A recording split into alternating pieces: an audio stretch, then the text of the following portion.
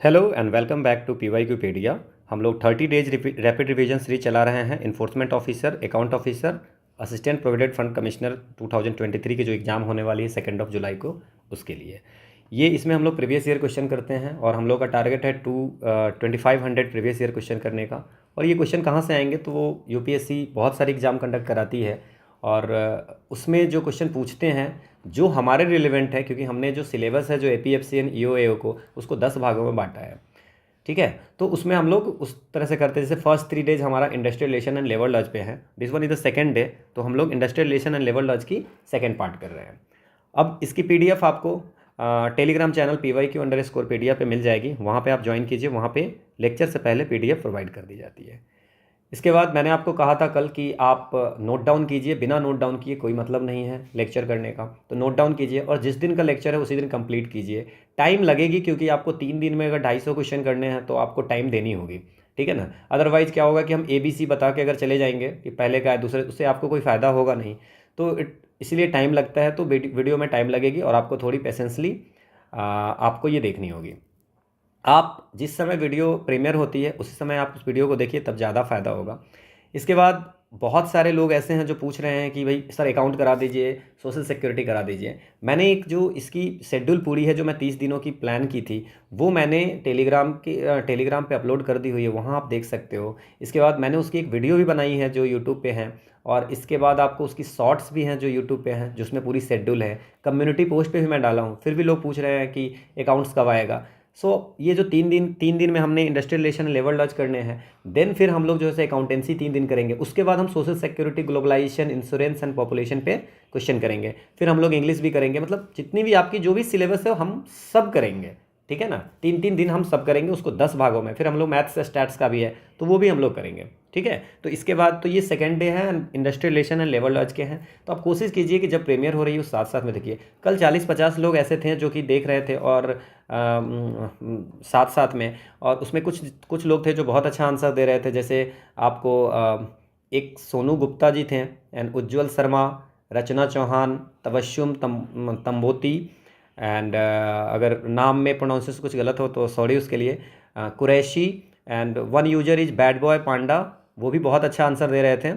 इसके बाद आपको एक अमोल जी थे, वो भी आंसर अच्छा दे रहे थे। आर्यन थे, वो भी अच्छा आंसर दे रहे थे। पी सरकार, दीप शिखा, ये सब आंसर दे रहे थे। तो बहुत अच्छा लगा कि आप लोग इसमें पार्टिसिपेट कर रहे हो और आपको बहुत सारे क्वेश्चन के आंसर दे पा रहे हो। That's a very good thing, that's means कि आपकी प्रिपरेशन सही है, ठीक है।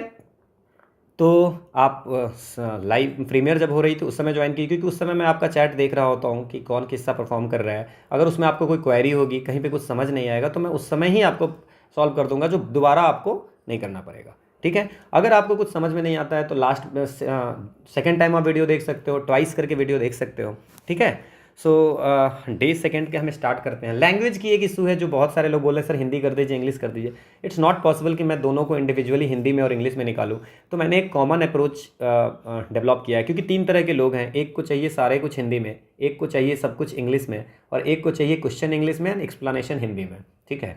तो मैंने इसकी एक कंबाइंड अप्रोच निकाली है कि मैं क्वेश्चन आपको हिंदी इंग्लिश में दे दिया हूँ, और आपको एक्सप्लेनेशन इंग्लिश में दिया हूँ फॉर इंग्लिश मीडियम, जिनको हिंदी मैं अगर एक्सप्लेन कर रहा हूँ वीडियो में, वो उनको नहीं समझ में आ रही, तो उनको इंग्लिश में एक्सप्लेनेशन दिया हुआ है पीडीएफ में, ठीक है। जो लोग को पीडीएफ में इंग्लिश में समझ नहीं आ रही है, उनके लिए मैं वीडियो में हिंदी में बोल रहा हूँ, तो उनको वहाँ से समझ में आ जाएगा। तो मिक्स में ये सबको फ़ायदा हो जाएगा, क्योंकि इंडिविजुअली इट्स नॉट पॉसिबल कि मैं सबका, क्योंकि अगर ये सब मैं ये सब पे अगर टाइम देने लगूँ तो फिर यहाँ पे आपको क्वालिटी में कंप्रोमाइज़ हो जाएगा। तो मैं नहीं चाहता कि क्वालिटी में कंप्रोमाइज़ हो, ठीक है।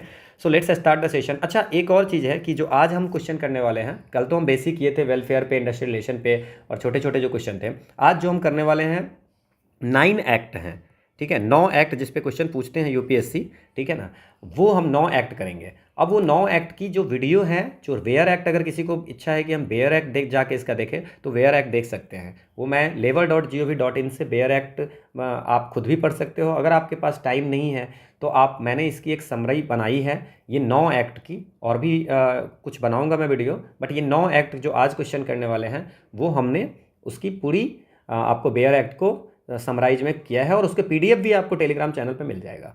तो ये कौन कौन नौ एक्ट है जिस पे आज क्वेश्चन हम लोग करने वाले हैं, वो है फैक्ट्री एक्ट 1948, पहला है फैक्ट्री एक्ट। फिर है contract labour act, contract labour act 1970, ठीक है। इसके बाद कौन सा है, कॉन्ट्रैक्ट लेबर एक्ट के बाद आपको है चाइल्ड लेबर एक्ट, क्या है, चाइल्ड लेबर एक्ट, ये 1986 है। आपको ईस्वी भी याद रखना है, क्रोनोलॉजी पूछ देता है। इसके बाद हम लोग आज बात करेंगे इंडस्ट्रियल डिस्प्यूट एक्ट पे, ठीक है। तो ये जिस पे यूपीएससी ज़्यादा क्वेश्चन पूछती है ना, इंडस्ट्रियल डिस्प्यूट एक्ट, ये कब आई थी, 1947 में। इसके बाद हम लोग बात करेंगे trade union act, trade union act 1926। इसके बाद हम लोग आज जो क्वेश्चन करेंगे वो करेंगे पेमेंट ऑन वेजेज एक्ट 1948, इस पे करेंगे। इसके बाद हम लोग करेंगे minimum wages act, minimum wages act 1948। Code on wages bill भी आई है, उसको हम लोग बाद में पढ़ेंगे, अभी हम लोग इसको करेंगे। Payment of gratuity, payment of gratuity act 1972, ये करेंगे। और एक लास्ट जो हो गए, कितने हो गए, 1 2 3 4 5 6 7 8 और 9 में हम करेंगे building and other construction work, building and other construction worker, है ना, अदर कंस्ट्रक्शन वर्कर एक्ट 1996। ये 9 एक्ट पे आज हम लोग क्वेश्चन करने जा रहे हैं। सो बी रेडी, आप कॉपी पेन निकाल लीजिए और उसको सॉल्व कीजिए और डेली वीडियो देखिए, बैकलॉग रहेगा, एक वीडियो दूसरे वीडियो से रिलेटेड नहीं है। अगर आप नए आए हो तो अभी आप सेकंड वीडियो को देख सकते हो, कोई इशू नहीं है, बट आप हर दिन का कंप्लीट कर ले, क्योंकि अगर बैकलॉग रहेगा वो नहीं पूरा होती है, ठीक है ना। Okay, so let's start the session. पहला क्वेश्चन है कि who is an adolescent as per the factories act 1948। Factories act 1948 में एडल्सेंट को डिफाइन किया गया हुआ है, तो एडल्सेंट कौन होंगे। देखिए फैक्ट्रीज एक्ट में सेक्शन 2B, अच्छा सेक्शन इंपॉर्टेंट नहीं है, मैं आपको बताऊंगा बट आपको याद नहीं रखना है। इवन एक्सप्लेनेशन जो पीडीएफ है उसमें भी सेक्शन दिया हुआ है, बट उस पर आपको ध्यान नहीं देना है, ठीक है ना। Section 2B of the factories act 1948 कहता है कि एडल्सेंट वो होंगे, है ना, जिनकी उम्र, है ना, जिनकी उम्र 15 वर्ष हो गया हो, है ना, 18 से कम हो, मतलब greater than 15 and less than 18, उसको बोलेंगे adolescent. That means who has completed 15 years of age but is less than 18 years, ठीक है। तो ये डिफिनेशन एडोलसेंट का दिया हुआ है फैक्ट्रीज एक्ट में, ये आपको एक्सप्लेनेशन है। अगला क्वेश्चन है what is the maximum number of hours in a week that an adult worker is allowed to work. अब एक एडल्ट वर्कर है, वो कितना दिन कितना आवर उसको काम करना है, एक, ठीक है ना, एडल्ट वर्कर को। तो section 51 of the factories act 1948 कहता है कि जो वयस्क वर्कर है ना, उसको एक सप्ताह में, है ना, इन अ वीक पूछा है ना, इन अ वीक, एक सप्ताह में 48 घंटे से ज़्यादा काम नहीं करना है ना। तो क्या करना है, मैक्सिमम 48 आवर्स काम कर सकता है। ओके, ये आपको एक्सप्लेनेशन है। अगला क्वेश्चन है which one of the following statement with regards to the provision of welfare officer is not correct. अब फैक्ट्रीज एक्ट 1948 में सेक्शन 49 में कहता है कि होना चाहिए एक वेलफेयर ऑफिसर। अगर किसी फैक्ट्री में 500 या उससे ज़्यादा वर्कर्स काम करते हैं तो वहाँ पे एक होना चाहिए welfare officer. So the provision is given in the factories act, बिल्कुल दिया हुआ है, सेक्शन 49 में दिया हुआ है वेलफेयर ऑफिसर के बारे में। This provision in case of mines and plantation is given in the central rule of these 2 acts but not in the main acts, ठीक है। माइंस और प्लांटेशन के केस में, है ना, ये प्रोविजन सेंट्रल रूल में दिया हुआ है लेकिन एक्ट में नहीं दिया हुआ, ये गलत है, क्योंकि माइन एक्ट जो है, माइन एक्ट के सेक्शन 72 में, माइन एक्ट के सेक्शन 72 में दिया हुआ है कि अगर कोई माइन में 500 या उससे अधिक वर्कर होंगे, है ना, तो उसमें आपको वेलफेयर ऑफिसर करना पड़ेगा। और अगर मान लेते हैं कि जो एम्प्लॉय होगी, नंबर ऑफ एम्प्लॉय 2500 से ज़्यादा हो गया, ठीक है ना, तो आपको एक एडिशनल हर 2000, 2500 के अलावा हर 2000 पे एक एडिशनल वेलफेयर ऑफिसर करना पड़ेगा। तो ये मेन एक्ट में लिखा हुआ है, रूल्स में ऐसा नहीं है कि main, not in the main act, ऐसा नहीं है, मेन एक्ट में लिखा हुआ है सेक्शन 72 में। ये भी सही हो गया। For factories and plantation this provision is applicable when 500 और मोर वर्कर्स आर एम्प्लॉयड। हमने बता दिया है कि फैक्ट्रीज एक्ट में ये लिखा हुआ है सेक्शन 49 में कि जहाँ पे हर वो फैक्ट्री जहाँ पे 500 या उससे अधिक लोग होंगे वहाँ पे एक होंगे वेलफेयर ऑफिसर। सो आंसर क्या हो गया आपका? नॉट करेक्ट पूछा है बी। ये एक्सप्लानेशन है। ये एक्सप्लानेशन में ये जो सेक्शन 72 है वो फैक्ट्रीज एक्ट का नहीं है, ये माइंस एक्ट का है, और ये सेक्शन 49 जो है वो फैक्ट्रीज एक्ट 1948 का। नाउ अगला क्वेश्चन है कि which one of the following is not a welfare measure. कौन सा कल्याणकारी उपाय नहीं है ना? फैक्ट्रीज एक्ट 1948 में वेलफेयर मेजर कौन सा नहीं है? तो फैक्ट्रीज एक्ट में चैप्टर 5 में, अब ये भी चैप्टर इंपॉर्टेंट नहीं है ना? चैप्टर 5 में ये दिया हुआ है वेलफेयर के बारे में। तो वहाँ जो वेलफेयर के बारे में दिया हुआ है, जैसे वॉशिंग फैसिलिटीज़ हो गई, फर्स्ट एड हो गई, तो first aid is the welfare. इसके बाद कैंटीन वेलफेयर हो गया, क्रेज फैसिलिटी बच्चों के लिए है ना, तो वो craze facility. But drinking water वो वेलफेयर में नहीं दिया हुआ है, ड्रिंकिंग वाटर दिया हुआ है हेल्थ सेक्शन में।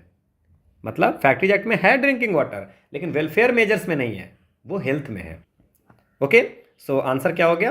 Drinking water. अब देख लीजिए इसमें और भी है, washing facility, storing and drawing clothing के लिए फैसिलिटी होनी चाहिए। ये जितनी है सेक्शन 42, 3, 4, 5, 6, 7, 8 ये सारी जो है वो वेलफेयर में है, और जो ड्रिंकिंग वाटर है वो आपको हेल्थ में दी गई हुई है। ओके, अगला क्वेश्चन है, अब हम लोग फैक्ट्रीज एक्ट का हो गया, अब हम लोग contract labour regulation and abolition act 1970 पे क्वेश्चन बनाएंगे। क्वेश्चन पहला है कि under the contract labour regulation abolition act 1970 the total number of members of the central advisory board other than chairman, chairman के अलावा, and the chief labour commissioner shell not exceed, मतलब chairman और chief labour commissioner के अलावा। तो देखिए जो central advisory board होती है कॉन्ट्रैक्ट लेबर एक्ट के तहत, हमने इसको बहुत डिटेल में पढ़ाई है। अगर आपको एक्ट देखना है तो आप एक्ट जा करके देख सकते हैं प्लेलिस्ट में डिस्क्रिप्शन में डाल दूंगा। Central advisory board, central advisory board में एक चेयरमैन होता है, जो चेयरमैन को कौन अपॉइंट करता है? Central government. Central advisory board है, सेंट्रल गवर्नमेंट करेगा। इसके बाद एक होता है चीफ लेबर कमिश्नर, जो एक्स ऑफिसियो होते हैं, मतलब जो भी चीफ लेबर कमीशन होगा वो एक्स ऑफिसियो मेंबर हो जाएगा, मतलब बाय डिफॉल्ट वो मेंबर हो जाएगा। सीएलसी जो बना वो सेंट्रल एडवाइजरी बोर्ड का ये मेंबर हो जाएगा, चीफ लेबर कमिश्नर सेंट्रल, है ना। और बाकी जो मेंबर है, ठीक है ना, 11 से ज़्यादा, कम से कम 11 होना चाहिए और 17 से कम होने चाहिए, मतलब मिनिमम 11 मेंबर होने चाहिए अपार्ट फ्रॉम दिस, है ना, और 17 से कम, है ना। तो क्या पूछ रहा है कि total number of members of the central advisory board other than chairman and chief labour commissioner shell not exceed, कितना नहीं होना चाहिए? तो 17 से ज़्यादा नहीं होना चाहिए। और मेंबर में आपको ध्यान रखना है कि जो वर्कर्स के जितने मेंबर होंगे, जो ये आप 11 या 17 हैं, वर्कर्स के और एम्प्लॉयर के दोनों के मेंबर या तो समान होंगे, नहीं तो वर्कर्स के ज़्यादा हो सकते हैं, एम्प्लॉयर के ज़्यादा नहीं होंगे। एम्प्लॉयर के ज़्यादा हो जाएंगे तो फिर प्रॉब्लम हो जाएगी, उनका बोलबाला हो जाएगा, है ना। ये एक्सप्लानेशन है। अब वो जो मेंबर होंगे वो जो गवर्नमेंट नॉमिनेट करेगी, 11 या 17 या 12-13 जो भी करेंगे, वो कहाँ कहाँ से होंगे? रेलवे से, कोल इंडस्ट्री से, कॉन्ट्रैक्टर्स के कुछ लोग होंगे, वर्कमैन के कुछ लोग होंगे, माइनिंग इंडस्ट्री के लोग होंगे, और गवर्नमेंट जिसको चाहेगी उसको वहाँ पे नॉमिनेट कर सकती है। अगला क्वेश्चन है, the contract labour regulation and abolition act 1970 ये कहाँ पे एप्लीकेबल है? तो ये सबसे पहली चीज़ है कि वो हर इस्टेब्लिशमेंट में कॉन्ट्रैक्ट लेबर एक्ट है जहाँ पे 20 या उससे अधिक वर्कर है। तो ये 50 है, गलत हो गया। 20 या उससे अधिक वर्कमैन अगर काम करते हैं, ठीक है ना, पिछले 12 महीनों में, तो उसमें ये कॉन्ट्रैक्ट लेबर एक्ट 1970 एप्लीकेबल है, ठीक है। तो पहला गलत हो गया। जैसे ही पहला गलत हुआ तो आपको आंसर हो गए 2 और 3। Work of an intermediate nature is performed for more then 120 days in preceding 12 month. अब ये क्या है? बिल्कुल सही है। देखिए वहाँ पे अप्लाई नहीं होगा, है ना, जहाँ पे इंटरमिटेंट या कैजुअल नेचर परफॉर्म्ड होता है, ठीक है। अब इंटरमिटेंट क्या हो गया? मतलब कि कंटिन्यूअस नहीं है, ठीक है, ठीक है। तो इंटरमिटेंट या कैजुअल नेचर का होगा तो वहाँ पे, लेकिन वर्क परफॉर्म्ड, अब ये कौन डिसाइड करेगा कि ये इंटरमिटेंट नेचर का है कि नहीं? ये इस्टेब्लिशमेंट है वो इंटरमिटेंट नेचर का है कि नहीं, वो कौन करेगा? तो वो अप्रोप्रिएट गवर्नमेंट डिसाइड करेगा। किसकी कंसल्टेशन करके? सेंट्रल बोर्ड को कंसल्ट करके ये डिसाइड करेगा, या स्टेट रहेगा तो स्टेट बोर्ड को कंसल्ट करके, और उनकी डिसीजन फाइनल होगी कि इंटरमिटेंट नेचर है, क्योंकि इंटरमिटेंट पे ही अप्लाई नहीं होगा, ठीक है। अब क्या है, मान लीजिए कि उसको इंटरमिटेंट नहीं मानेंगे। किसको इंटरमिटेंट नहीं मानेंगे? अगर एक साल में अगर उसमें 120 दिन काम हो रहा है तो उसको इंटरमिटेंट नहीं बोलेंगे। कम से कम 120 दिन अगर काम हो गया तो उसको बोलेंगे कि भाई तुम्हारा इंटरमिटेंट नहीं है, कंटिन्यूअस है, नॉन कंटिन्यूअस नहीं है। ठीक है। लेकिन अगर सीजनल होगा तो 60 दिन भी अगर काम हो रहा है तो उसको हम लोग नहीं मानेंगे इंटरमिटेंट।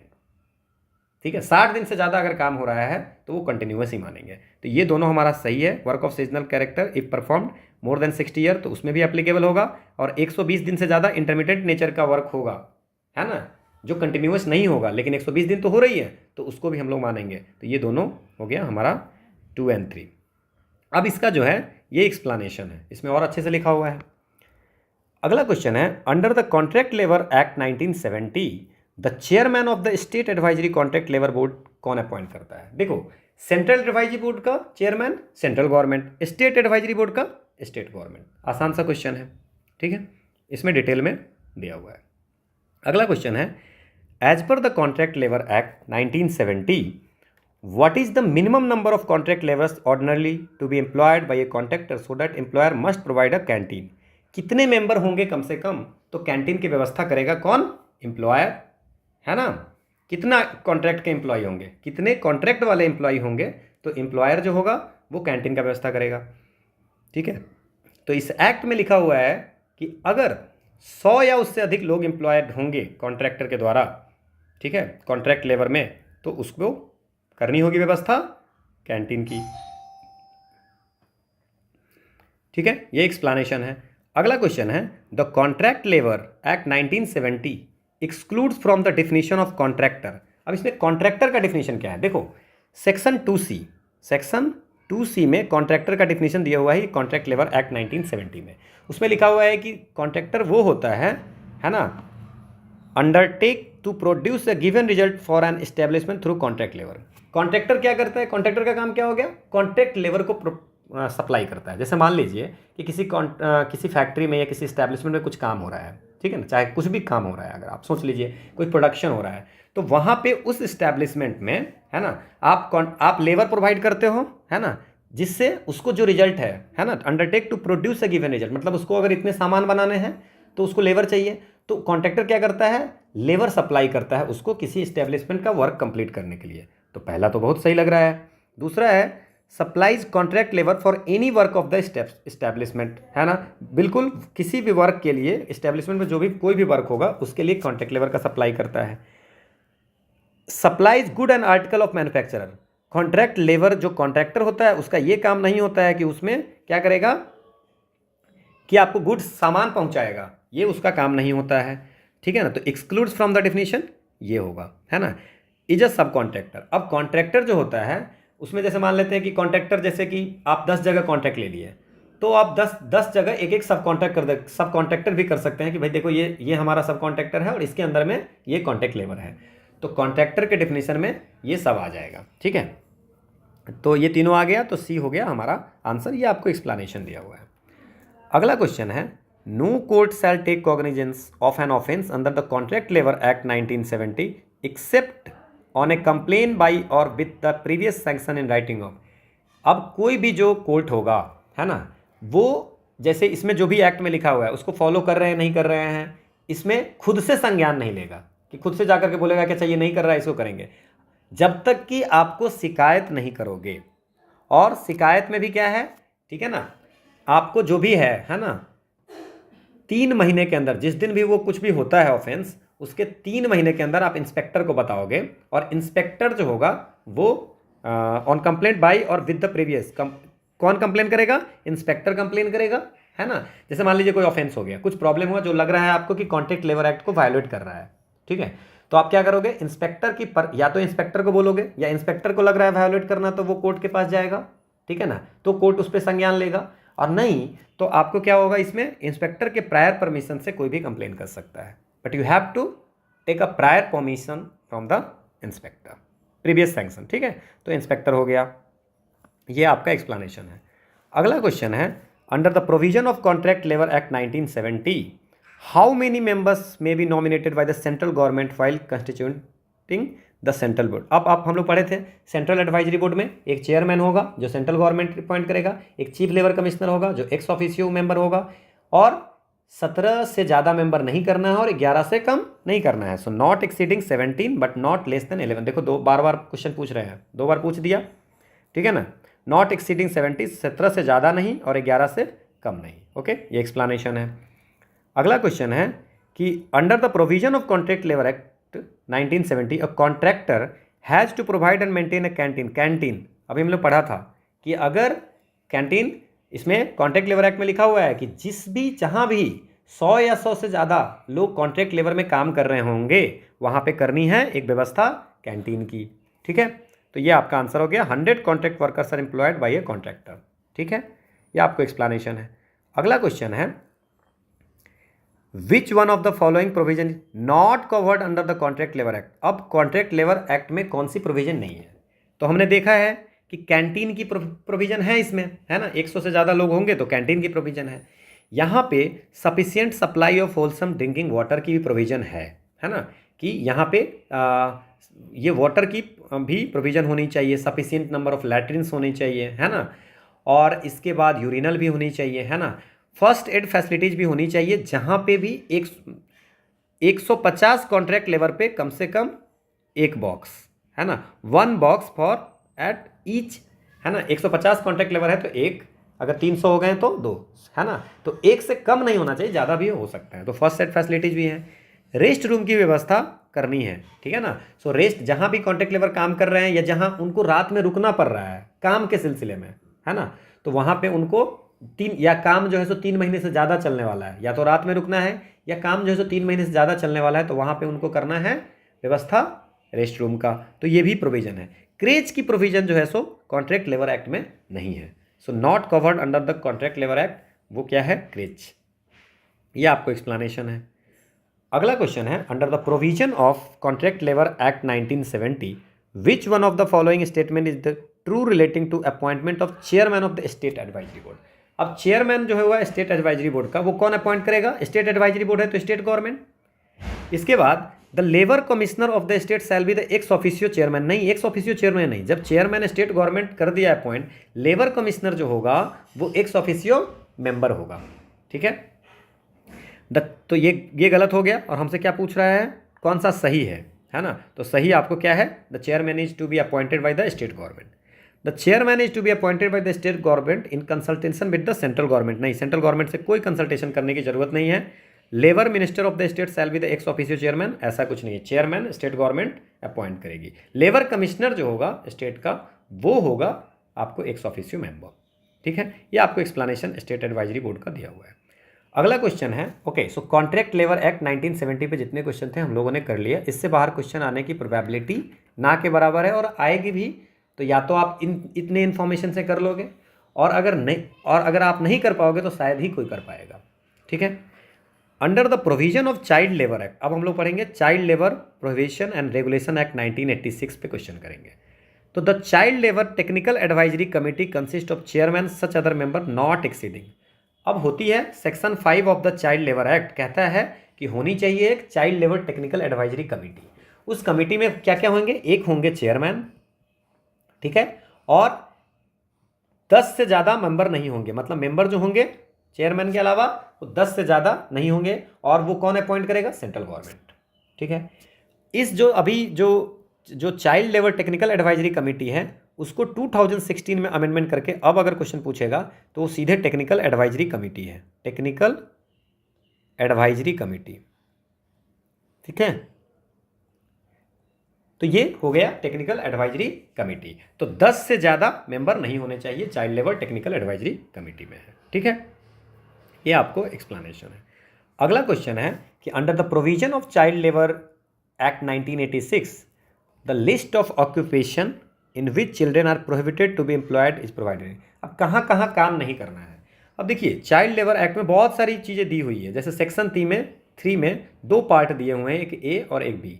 एक में वो ऑक्यूपेशन है ना, जहाँ पे काम नहीं करना है, और एक में वो प्रोसेस है जहाँ पे काम नहीं करना है। तो ये बहुत ही बड़ा आपको ये क्या कहते हैं उसको, बहुत ही ज़्यादा आपको इसमें लेंदी है, बहुत सारी ऑक्यूपेशन दी हुई है, प्रोसेस है, तो उसको याद रखने की ज़रूरत नहीं है। अभी जो हमसे क्वेश्चन पूछा गया है कि लिस्ट ऑफ ऑक्यूपेशन कहाँ पे लिखा हुआ है, ठीक है ना, कौन से ऑक्यूपेशन में काम नहीं करना है वो लिस्ट कहाँ लिखा हुआ है, part B of the schedule एन, नहीं, पार्ट बी में प्रोसेसेस के बारे में लिखा हुआ है। सेक्शन 4 ऑफ द एक्ट में क्या लिखा हुआ है, ये शेड्यूल को जो पार्ट शेड्यूल 3 जो है उसमें जो ऑक्यूपेशन प्रोसेस है, सेक्शन 4 में ये पावर दिया गया है कि आप सेंट्रल गवर्नमेंट अगर चाहे तो किसी भी ऑक्यूपेशन या प्रोसेस को क्या कर सकती है, अमेंड कर सकती है, तो सेक्टर 4 होगा नहीं। सेक्शन जो 5 है उसमें चाइल्ड लेबर एडवाइजरी कमेटी है। So part A of the schedule under the act, ठीक है ना, क्या कहते हैं उसको, सेक्शन 3 के पार्ट ए में है ना दिया हुआ है ऑक्यूपेशन का लिस्ट ऑफ ऑक्यूपेशन जहाँ पे चाइल्ड को वर्क नहीं करना है, ठीक है ना। पार्ट बी में क्या दिया हुआ है, प्रोसेसेस जहाँ पे चाइल्ड को वर्क नहीं करना है। अगला क्वेश्चन है which one of the following is to be constituted under the provision of child labour act 1986। तो ये आप जानते हो section 5 child labour technical advisory committee को चाइल्ड लेबर एक्ट 1986 के तहत कंस्टिट्यूट करना है, ठीक है ना, फॉर एडवाइजिंग गवर्नमेंट। क्लियर। अगला क्वेश्चन है कि जो which one of the following statement is not correct under the provision of child labour act 1986, कौन सा सही नहीं है। अब इसमें देखो, no child shall be permitted to work between 7 PM and 8 AM। कोई चाइल्ड को सेक्शन 7 में hours and period of work दिया हुआ है, चाइल्ड को कब कब काम करना है, तो कोई भी चाइल्ड को वह आपको 7 बजे से लेकर के मतलब रात के 7 से सुबह के 8 बजे तक काम करने की परमिशन नहीं है। बिल्कुल सही है ये। The total period of work including interval for rest shall not spread over more than 6 hours. इसमें लिखा हुआ है कि हर दिन में 3 घंटे है ना काम करने हैं, है ना, और no child shall work for more than 3 hours, है ना, और उस 3 घंटे पे 1 घंटे का फॉर रेस्ट होना चाहिए, ठीक है। और जो टोटल स्प्रेड ओवर टाइम होगा, स्प्रेड ओवर टाइम में हो गया जैसे कि आप काम के लिए जो किसी दिन में वेट कर रहे हो, जैसे आप गए आपको काम नहीं मिला, कुछ वेट कर रहे हो, ठीक है ना, तो वो 6 घंटे से ज़्यादा नहीं होना चाहिए। So child may be permitted, okay, so the total work of including interval of rest shall not spread over more than 6 hour. 6 घंटे से ज़्यादा तो होना ही नहीं चाहिए, है ना। और 3 आवर पे क्या करना है, 1 घंटे का आपको रेस्ट आवर भी देना है उनको। No child shall work for more than 3 hours before he has had an interval for rest for at least 1 hour. 3 घंटे से ज़्यादा काम नहीं कर सकता है। अगर 3 घंटे से ज़्यादा काम करने 1 घंटे का 3 घंटे पे रेस्ट देना है। बिल्कुल ये सही है ना। A child may be permitted to work overtime maximum for 2 hours in a day. आपको ये बता दूं कि no child shall be required to permitted to work overtime, तो गलत कौन सा हो गया, this one is wrong. So see जो होगा वो गलत होगा। ये चाइल्ड मे बी परमिटेड नहीं, चाइल्ड को फॉर परमिशन ही नहीं है ओवर टाइम करने का, ठीक है। ये आपको एक्सप्लेनेशन है। No child shall be permitted or required to work, no child shall be required for or permitted to work overtime, ठीक है। अगला क्वेश्चन है कि पार्ट 3 जो चाइल्ड एंड एडोलेसेंट लेबर, पहले था चाइल्ड लेबर एक्ट 1986, उसको बाद में क्या कर दिया गया, child and adolescent labour act 1986 कब किया गया, 2016 में, ठीक है। तो the part 3 of the child, part 3 क्या डील करता है, देखो पार्ट 1 जो है जनरल सेक्शन है, पार्ट 2 जो है किस तरह के एम्प्लॉयमेंट चिल्ड्रन को नहीं करना है, जिसमें सेक्शन 3 to 5 है। पार्ट 3 में है कि अगर काम कर रहा है तो उसमें कंडीशन ऑफ वर्क क्या होगा, और पार्ट 4 में मिसलेनियस की बात कर रहा है। तो पार्ट 3 में क्या हो जाएगा आपको, पार्ट 3 में regulation and of condition of work, power to amend schedule, आपको पता है ये सेक्शन 4 में है ना। टेक्निकल एडवाइजरी कमेटी है ना, ये सेक्शन 5 में है, ठीक है। तो ये सारी चीज़ें आपको याद रखनी है, ठीक है। तो ये पार्ट 3 में regulation and condition of work है, ये आपको पूरी दी हुई है ना, कि जनरल सेक्शन है, प्रोविजन ऑफ एम्प्लॉयमेंट सेक्शन 3 है, जिसमें पार्ट ए पार्ट बी है, ऑक्यूपेशन एंड प्रोसेसेस, ठीक है। अगला क्वेश्चन है कि who among the following can appoint inspector under the child and adolescent labour act 1986। होती है इंस्पेक्टर की अपॉइंटमेंट, सेक्शन 17 में लिखा हुआ है कि होती है इंस्पेक्टर की अपॉइंटमेंट करनी है, और कौन करेगा, द एप्रोप्रिएट गवर्नमेंट। देखो एप्रोप्रिएट गवर्नमेंट जहां भी लिखा होगा इसका मतलब क्या हो गया कि सेंट्रल जो चीज़ें होंगी उसमें सेंट्रल गवर्नमेंट, और स्टेट में कुछ होगा अगर, है ना, कोई इस्टेब्लिशमेंट या कोई फैक्ट स्टेट गवर्नमेंट की होगी तो वहाँ पे स्टेट गवर्नमेंट, जहाँ भी अप्रोप्रिएट गवर्नमेंट है ये समझ लो, है ना। रेस्ट जहाँ सेंट्रल गवर्नमेंट लिखी हुई है तो सेंट्रल गवर्नमेंट, स्टेट में तो स्टेट, लेकिन अप्रोप्रिएट गवर्नमेंट है इसका मतलब सेंटर में centre state government, sorry centre में सेंट्रल गवर्नमेंट और स्टेट में स्टेट गवर्नमेंट। सो यहाँ पे क्या होगा, अप्रोप्रिएट गवर्नमेंट क्या करेगी, इंस्पेक्टर को अपॉइंट करेगी।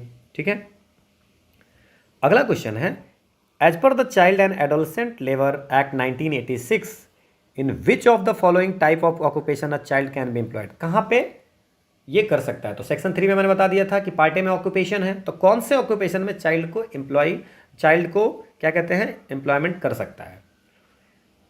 ट्रांसपोर्ट ऑफ पैसेंजर नहीं कर सकता है ना। ट्रांसपोर्ट ऑफ पैसेंजर गुड्स और मेल्स बाई रेलवे, इसमें नहीं कर सकता है। रेस्टोरेंट में नहीं कर सकता है काम, होटल में नहीं कर, मोटेल टी शॉप पे काम बच्चों को नहीं करनी है। ठीक है, ऑटोमोबाइल वर्कशॉप एंड गैरेज में भी इनको वर्क नहीं करनी है ना। ऑडियो विजुअल इंटरटेनमेंट में काम कर सकता है। ठीक है, अगला क्वेश्चन है, ये देखो आपको पूरी लिखी हुई है, ऑटोमोबाइल वर्कशॉप, ये सारी रेस्टोरेंट होटल ये सारी जहाँ जो भी लिखी हुई है उसमें काम नहीं कर सकता है। अगला क्वेश्चन है, which one of the following is the maximum spread over of a daily hours of work including interval of rest time spent in waiting for work under the child and adolescent labour act 1986। हम लोगों ने बात की थी कि hours and section 7 में hours and period of work define किया गया है, उसमें लिखा हुआ है कि जो स्प्रेड ओवर का मतलब ये हो गया ना आपको, जैसे मान लेते हैं कि आप गए काम करने के लिए वेट कर रहे हैं, तो वो सब मिला करके आप जब पहुंच गए वहाँ से, तब से लेकर के निकलने में 6 घंटे से ज़्यादा नहीं होनी चाहिए आपको। सो 6 आवर्स से ज़्यादा नहीं होना चाहिए, उसमें आपको रेस्ट भी है। क्लियर, यह आपको एक्सप्लेनेशन है। अगला क्वेश्चन है, which of the following is not true with respect to the amendments introduced by the child labour prohibition regulation amendment act 2016 में जो अमेंडमेंट की गई थी उसमें क्या सही नहीं है। ठीक है, अब इसमें क्या सही नहीं है वो हम देखते हैं। Offences under the act are made non compoundable. ठीक है, provide for rehabilitation of rescued child और एडोलेसेंट, सेक्शन 14C ऐड किया गया था इसमें, और उसमें बोला गया था कि जो भी अगर मान लेते हैं कि जैसे चाइल्ड या एडोलेसेंट होगा वो एम्प्लॉयड होगा और इस प्रोविज़न जो इस एक्ट के प्रोविज़न है उसको कॉन्ट्रावेंट करेगा, है ना, तो उसको रेस्क्यू करना है और उसको रिहैबिलिटेट करना है ना। उसको रेस्क्यू करके, मान लीजिए किसी को बच्चे को ले जा करके आप काम करवा रहे हैं और इस प्रोविज़न में जैसे कि जिस उस ऑक्यूपेशन में करा रहा है जो यहाँ पे वर्जित है ना, जिसमें नहीं करना है, तो उसको क्या होगा, रिहैबिलिटेट, रेस्क्यू करके रिहैबिलिटेट कराना है। तो ये provides of rehabilitation of rescued child और एडोलेसेंट बिल्कुल सही है, ये आपको अमेंडमेंट की गई थी। इसके बाद क्या है, inspection and monitoring is required to be secured by appropriate government. बिल्कुल, सेक्शन 17B में ये लिखा हुआ है कि अप्रोप्रिएट गवर्नमेंट को क्या करना चाहिए, जहाँ भी ऐसे बच्चे काम कर रहे हैं, है ना, या जो भी हजार्डस ऑक्यूपेशन है वहाँ पे जा करके मतलब इंटरवल पे जा करके मॉनिटर करना चाहिए कि भाई ये इस एक्ट को फॉलो कर रहे हैं कि नहीं। तो ये भी सही है, ये भी ऐड किया गया था। Offences committed by an employer punishable under section 3 of the act are made cognizable.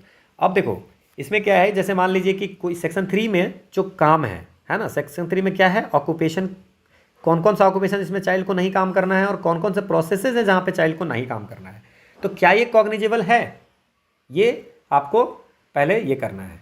तो इसमें क्या है, 14A में है क्या कि जो कोड ऑफ क्रिमिनल प्रोसीड्योर 1973 के तहत कोई भी ऑफेंस अगर एम्प्लॉयर कर रहा है सेक्शन 3 या सेक्शन 3A के, तो वो हो जाएगा कॉग्निजेबल। तो ये कॉग्निजेबल बना दिया गया है।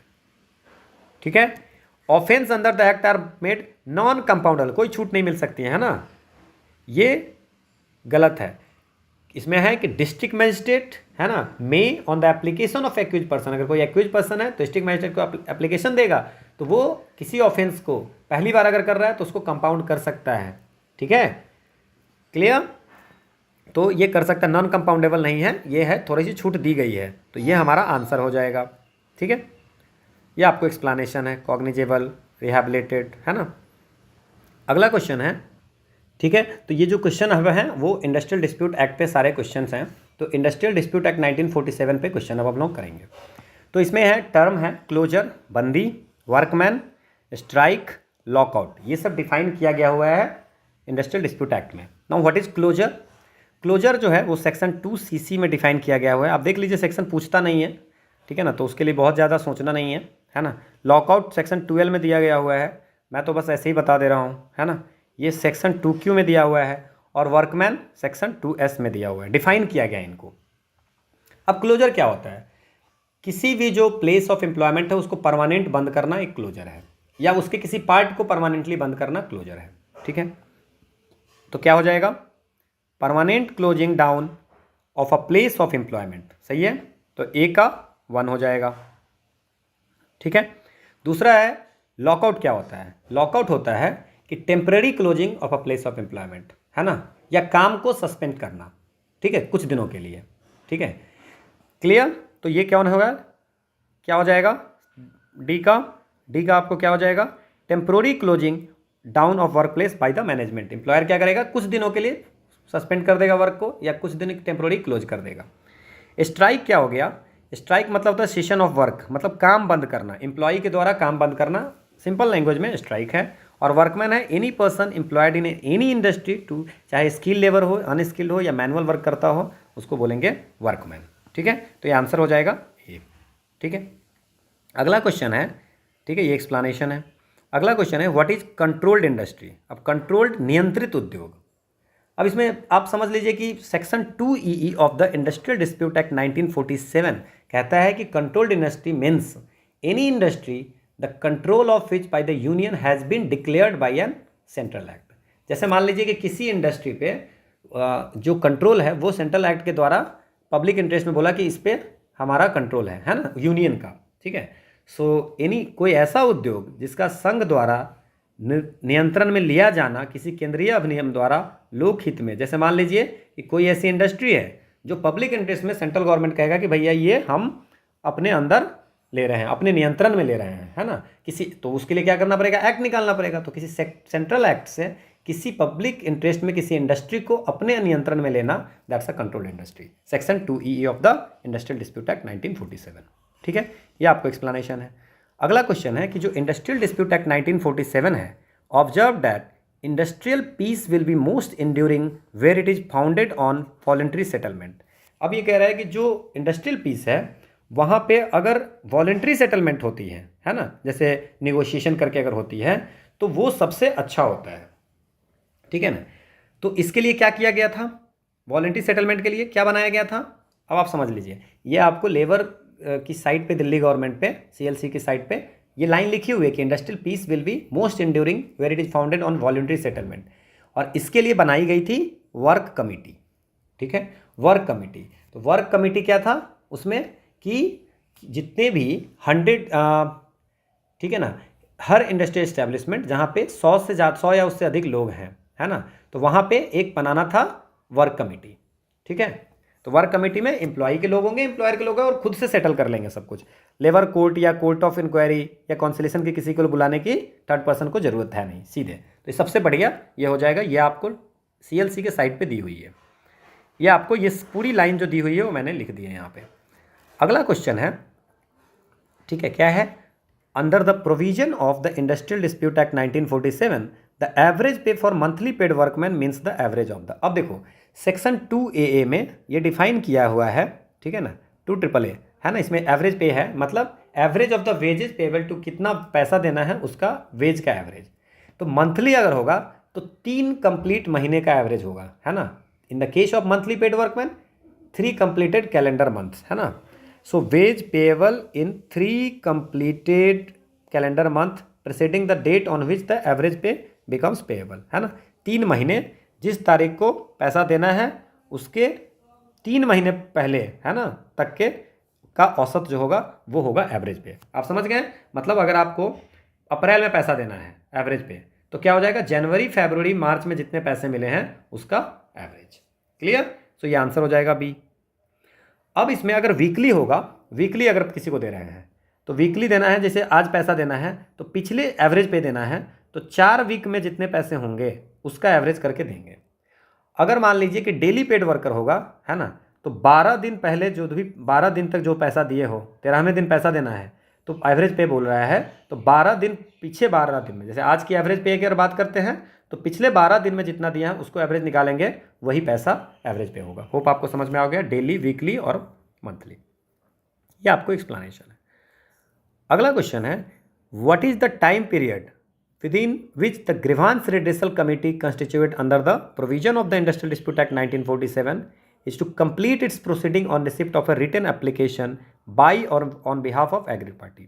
मान लेते हैं कि होती है कंप्लेन, होती है इंडस्ट्रियल डिस्प्यूट एक्ट के तहत, और वो कंप्लेन जो होती है वो रिटन एप्लीकेशन दी जाती है जिसको एग्रीड पार्टी, मतलब जिसको प्रॉब्लम होगा, ठीक है, तो वो कितने दिन के अंदर में उसको सॉल्व करना है। तो सेक्शन 9C कहता है setting up of grievance redressal machinery, और ग्रीवांस रिड्रेसल कमेटी होगा वो उसको प्रोसीडिंग करने पड़ेंगे 30 दिन के अंदर में, जब जिस दिन उनको रिसिप्ट में रिटर्न में आपको मिलेगा कि ये प्रॉब्लम सॉल्व करनी, रिटर्न एप्लीकेशन, या रिटर्न एप्लीकेशन कौन एग्रीड पार्टी करेगा या उसके बिहाफ में कौन कोई करेगा, तो 30 दिन के अंदर उनको सॉल्व करके देना है, ठीक है, ये एक्सप्लेनेशन है। अगला क्वेश्चन है which one of the following statement as per the industrial dispute act is not correct, कौन सा सही नहीं है ना। पहला क्या है, court of inquiries constituted by the appropriate government, ये बिल्कुल सही है।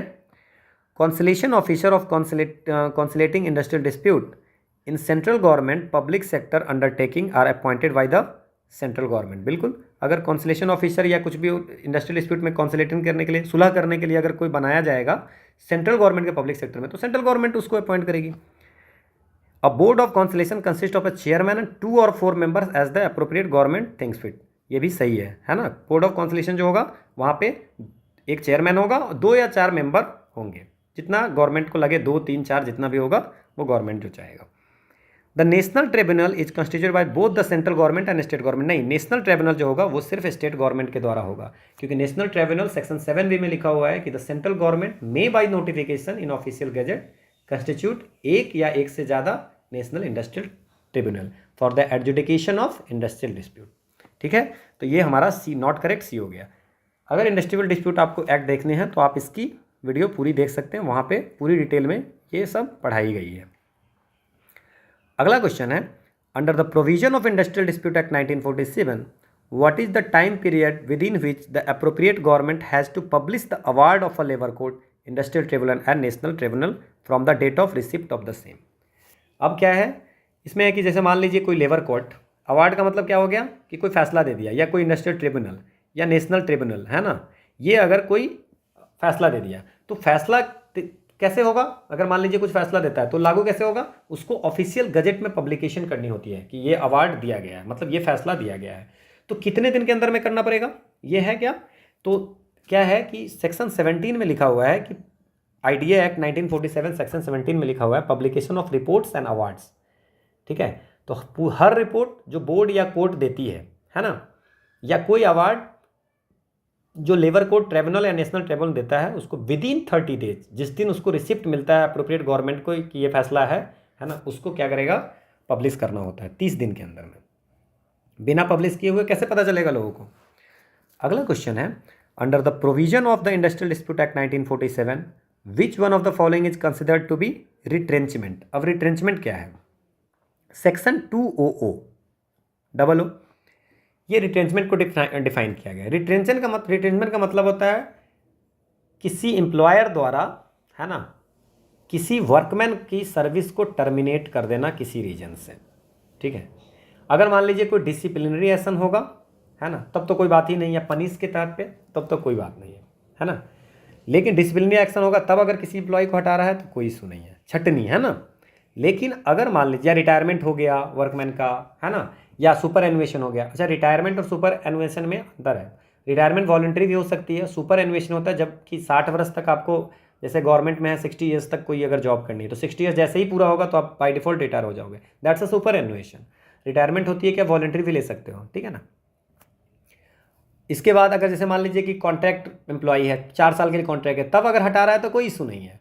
वॉलंटरी रिटायरमेंट हो रही है, खुद से ले रहे हैं, कोई इशू नहीं है। सुपर एनुएशन हो रहा है तो उसको रिट्रेंचमेंट नहीं बोलेंगे। इसके बाद अगर कॉन्ट्रैक्ट 4 साल का बना हुआ है, 4 साल पूरा होने पर हटा रहे हैं तो उसको भी रिट्रेंचमेंट नहीं बोलेंगे, है ना। अगर मान लेते हैं सर्विस इस कारण से कि जो काम वो कर रहा है वो काम करने में उसकी हेल्थ जो है सही नहीं है, वो काम नहीं कर पाता है, तब अगर हटा रहा है वो भी रिट्रेंचमेंट नहीं होगा। बाकी कोई भी कंडीशन होगा तो उसको बोलेंगे रिट्रेंचमेंट। सो वॉलंटरी रिटायरमेंट होगा तो उसको रिट्रेंचमेंट नहीं बोलेंगे, तो ये ऑप्शन नहीं होगा, ठीक है। Termination of service of a workman otherwise than a punishment inflicted by a way of disciplinary action, ठीक है।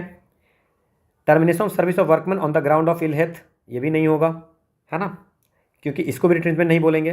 Termination of service of a workman as a result of non renewal of contract of employment between the employer and workman concern in its expiry, expiry हो गया जिसके कारण, तो ये भी retrenchment नहीं होगा। तो रिट्रेंचमेंट कब क्या होगा? टर्मिनेशन अनुशासनिक कार्रवाई के द्वारा दिए गए दंड के अलावा किसी कर्मकार की सेवा का साथ। मान लीजिए कि आप डिसिप्लिन एक्ट में कुछ पनिशमेंट दे दिया और उसके बाद आप क्या कर रहे हो, उसको हटा रहे हो, ठीक है ना, तो वो आपको रिट्रेंचमेंट माना जाएगा, ठीक है। ये देख लो, retrenchment means the termination by the employer of the service of a workman for any reason whatsoever otherwise than as a punishment inflicted by way of disciplinary action but does not include. कौन कौन सा include नहीं है वो आपको इसमें है ना।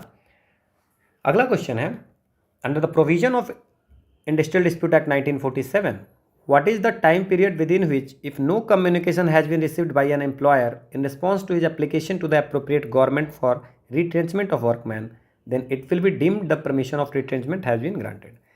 सेक्शन 25N कहता है कि आपको रिट्रेंचमेंट किसी वर्कमैन को करना है तो आपको परमिशन लेनी पड़ेगी अप्रोप्रिएट गवर्नमेंट से, जो भी अथॉरिटी होगा, है ना, उससे आपको ये परमिशन लेनी पड़ेगी। अब आपने मान लीजिए किसी को हटाने के लिए, छटनी करने के लिए आपने परमिशन मांगा, है ना, लेकिन अगर 60 दिन हो गया और आप एप्लीकेशन दिए उससे 60 दिन हो गए और आपको कुछ पता नहीं चला, है ना, तो 60 दिन के बाद आपको बाय डिफ़ॉल्ट वो आफ्टर 16 डेज ऐसा माना जाएगा कि आपको रिट्रेंचमेंट की परमिशन मिल गई, अगर 60 दिन में आपको कोई कम्युनिकेशन नहीं होती है तो, ठीक है। एक्सप्लेनेशन है।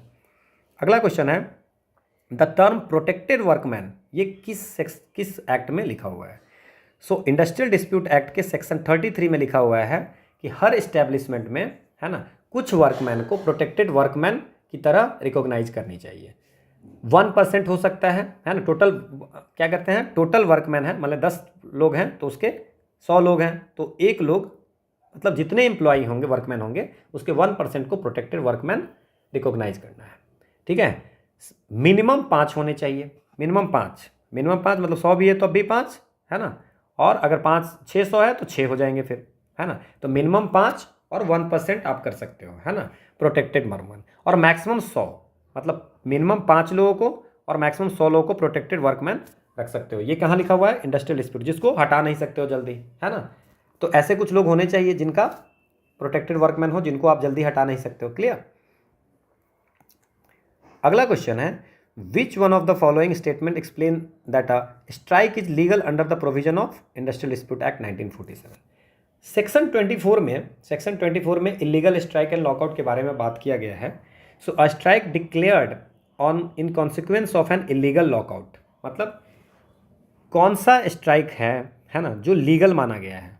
जैसे मान लीजिए कि लॉकआउट हो गया, लॉकआउट का मतलब क्या हो गया कि एम्प्लॉयर ने बोला कि हम काम नहीं करेंगे, हम बंद कर दिए किसी पार्ट को, तो उस कारण से आप अगर कर रहे हो ना, उस कारण से लॉकआउट डिक्लेयर कर दिया गया, है ना, ठीक है। तो एम्प्लॉयर ने क्या किया, कंपनी के किसी पार्ट को या कंपनी को कुछ दिन के लिए वर्क को सस्पेंड कर दिया, तो वर्क को अगर सस्पेंड कर देगा तो उसके कारण अगर आप स्ट्राइक कर रहे हो तो उसको हम लोग इलीगल स्ट्राइक नहीं मारेंगे। So a strike declared in consequence one illegal lockout, lockout illegal है ना, तो वो हो गया हमारा, ये सही हो गया। तो ये तो आंसर हो गया। अ strike declare during the pendency of consolidation proceeding before a board and 7 days after the conclusion of such proceeding, ठीक है ना, तो ये जो होगा इसको आप इलीगल बोलेंगे। अगर मान लीजिए कि कंसोलिडेशन प्रोसेस, सुलह प्रोसेस चल ही रही है ना, और आप हड़ताल कर दिए तो वो इलीगल हो जाएगा। A strike declare during any period in which settlement or award is in operation in respect of any matter covered by the settlement or award, कोई आप इसका चल रहा है ना, कहीं पे जो अवार्ड होने वाला है, जैसे मतलब कोई फैसला आने वाला है कोर्ट में और आप स्ट्राइक कर दिए तो वो भी आपको इलीगल स्ट्राइक हो जाएगा।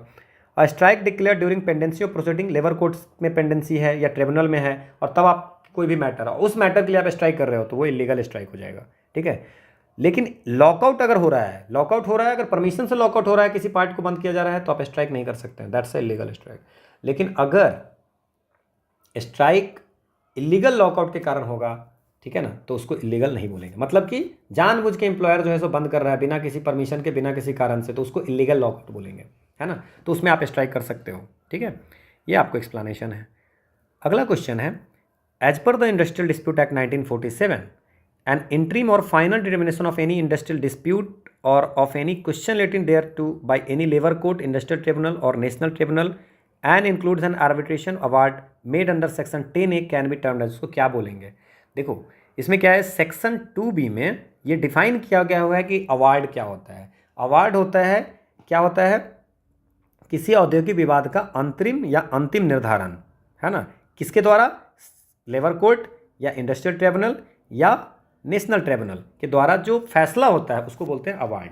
तो ये आंसर क्या होगा? अवार्ड। बाकी सेक्शन ऑप्शन इसमें ध्यान देने नहीं है, ठीक है। हालांकि ये पूरी डिफिनेशन आपको सेक्शन 2B से ली गई है।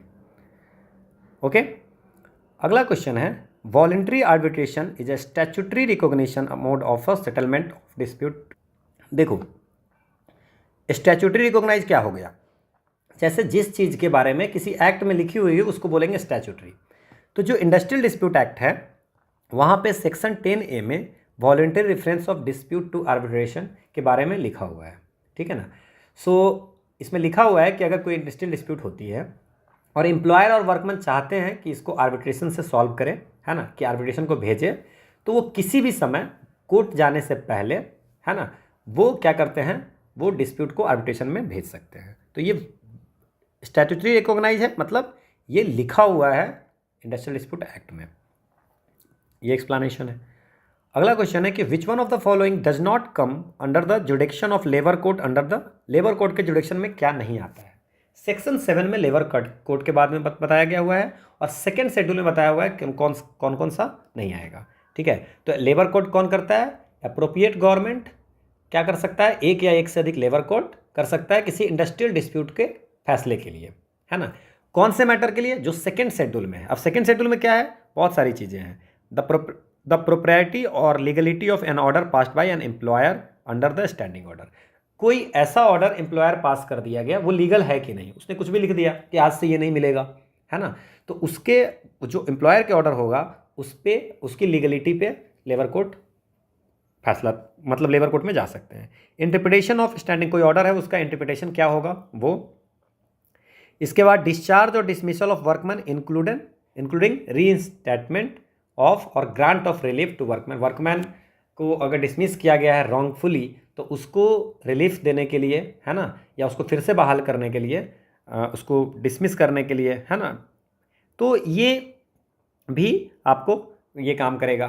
या कोई कंसेशन या प्रिविलेज है उसको विड्रॉ करने के लिए, है ना, स्ट्राइक या लॉकआउट इलीगल है कि नहीं उसकी डिसाइड करने के लिए। बाकी ठीक है ना, बहुत और सारे मैटर जो थर्ड शेड्यूल में नहीं, तो आप इतना याद रख सकते हैं।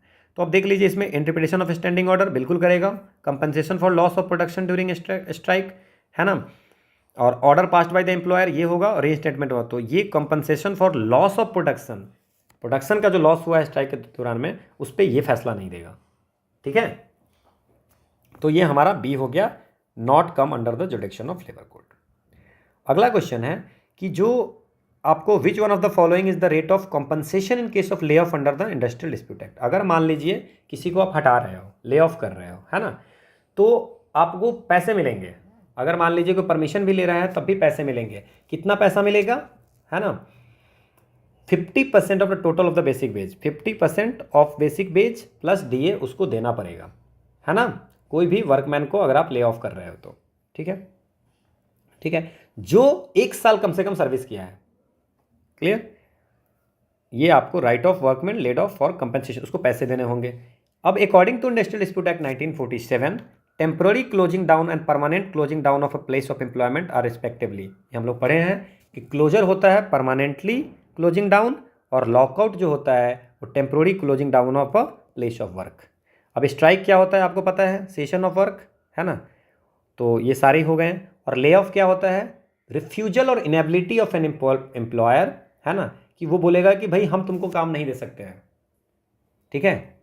अब वो रीजन कुछ भी हो सकता है, चाहे कोल की शॉर्टेज हो जाए, इलेक्ट्रिसिटी की शॉर्टेज हो जाए, या अब प्रोडक्शन बंद करेंगे हम क्योंकि हमारे पास स्टॉक बहुत ज़्यादा हो गया, या मशीन ब्रेकडाउन हो गया, तो वो बोलेगा एम्प्लॉय वर्कमैन को कि भैया अब हम आपको काम नहीं दे सकते हैं, तो उसको बोलते हैं ले ऑफ, ठीक है। ये आपको सारी डिफाइन की गई है। अगला क्वेश्चन है, to which one of the following types of establishment the provision of lay off under chapter 5B of the industrial dispute act are not, कहाँ पे ले ऑफ जो है एप्लीकेबल नहीं है। ठीक है, तो 3 जगह नहीं है, फैक्ट्री में नहीं है, फैक्ट्री में ले ऑफ नहीं होगा, और इंडस्ट्रियल इस्टेब्लिशमेंट, इसमें क्या है कि ले ऑफ, रिट्रेंचमेंट और क्लोजर जो होगा 5B में दिया हुआ है, ले ऑफ, रिट्रेंचमेंट और क्लोजर किस किस के लिए, कौन कौन से इंडस्ट्री के लिए, फैक्ट्री, माइन और प्लांटेशन, फैक्ट्री, माइन और प्लांटेशन। इसमें नॉट इंक्लूडेड में होटल आएगा, है ना। किस प्रकार के प्रतिष्ठानों के लिए औद्योगिक विवाद अधिनियम 1947 के अध्याय 5B के अंतर्गत आने वाले कामबंदी उपबंध लागू नहीं होते हैं, वो है प्लांटेशन, माइंस एंड फैक्ट्रीज। ये आपको फैक्ट्रीज एक्ट 1948 वाला, माइन एक्ट 1952 वाला, और प्लांटेशन लेबर एक्ट 1951 वाला। ठीक है, अब क्या है, as per the industrial dispute act 1947 an employer can not change the condition of service specified in 4th schedule of the act without giving notice and within. अब ये 4th शेड्यूल अगर आपको याद नहीं रखना है, आपको इतना याद रखना है कि अगर एम्प्लॉयर को कुछ भी चेंज करना होगा सर्विस की कंडीशन में जो वर्कमैन पे लागू होता है, ठीक है ना, तो उसमें आपको क्या होगा, उसको आपको नोटिस देना पड़ेगा कम से कम 21 दिन पहले, तभी आप चेंज कर सकते हो। मतलब 21 दिन की नोटिस दे करके ही आप उसको चेंज कर सकते हो। ये आपको आंसर हो गया और ये एक्सप्लेनेशन हो गया। अगला है कि according to the industrial dispute act 1947 which one of the following can not be raised as an industrial dispute by trade union of workers. Trade union of workers क्या नहीं कर सकता है। अब देखो ट्रेड यूनियन एक्ट, देखो stoppage of annual increment, अगर annual increment को स्टॉप कर दिया वो इंडस्ट्रियल डिस्प्यूट का काम हो सकता है। प्रमोशन डिनाई कर रहा है वो भी इंडस्ट्रियल डिस्प्यूट हो सकता है।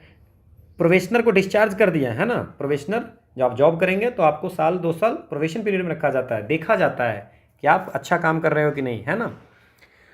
लेकिन रिकॉग्निशन ऑफ ट्रेड यूनियन ये इंडस्ट्रियल डिस्प्यूट एक्ट के तहत नहीं आता है। ये सब तो डिस्प्यूट है ना, लेकिन रिकॉग्निशन ऑफ ट्रेड यूनियन ये आता है ट्रेड यूनियन एक्ट 1926 के तहत। तो आंसर क्या हो जाएगा, ट्रेड यूनियन एक्ट। बाकी जो इशू है, अगर आपका वार्षिक वेतन वृद्धि पर रोक लगा दिया, 3% जो बढ़ती है गवर्नमेंट एम्प्लॉय को, वो रोक लगा दिया, तो आप इसको डिस्प्यूट मान सकते हो, है ना।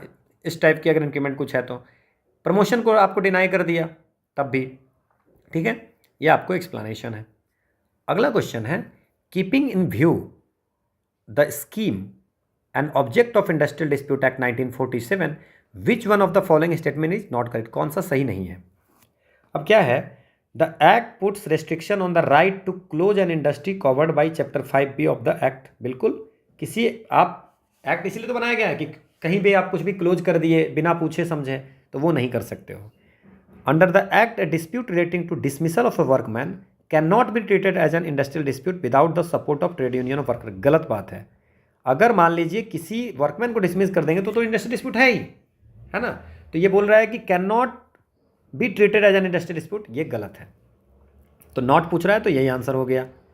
बाकी हम लोग पढ़ लेते हैं। The main aim of the act is to provide for investigation and settlement of industry. बिल्कुल, इसका एम ही है कि जो इंडस्ट्रियल डिस्प्यूट है उसको सेटल करना। The act makes provision for prohibition of strike. बिल्कुल, इलीगल स्ट्राइक नहीं होनी चाहिए, इलीगल लॉकआउट नहीं होनी चाहिए, है ना। लॉ स्ट्राइक कौन करते हैं, एम्प्लॉई, लॉकआउट कौन करता है, एम्प्लॉयर, ठीक है। तो दोनों इलीगल नहीं होनी चाहिए।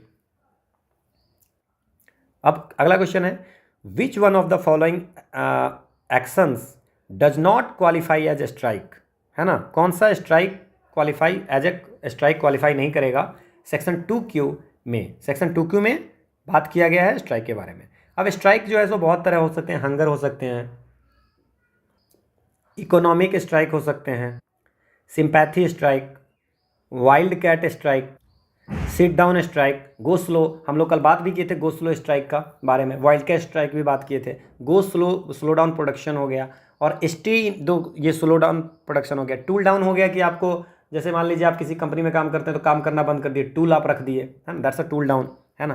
पेन डाउन हो गया कि आप किसी कंपनी में काम करते हैं तो एकदम पेन डाउन, मतलब कि आप कोई काम नहीं कर रहे हो, है ना, ठीक है, कोई साइन वाइन कुछ भी आप नहीं करना है ना उसको।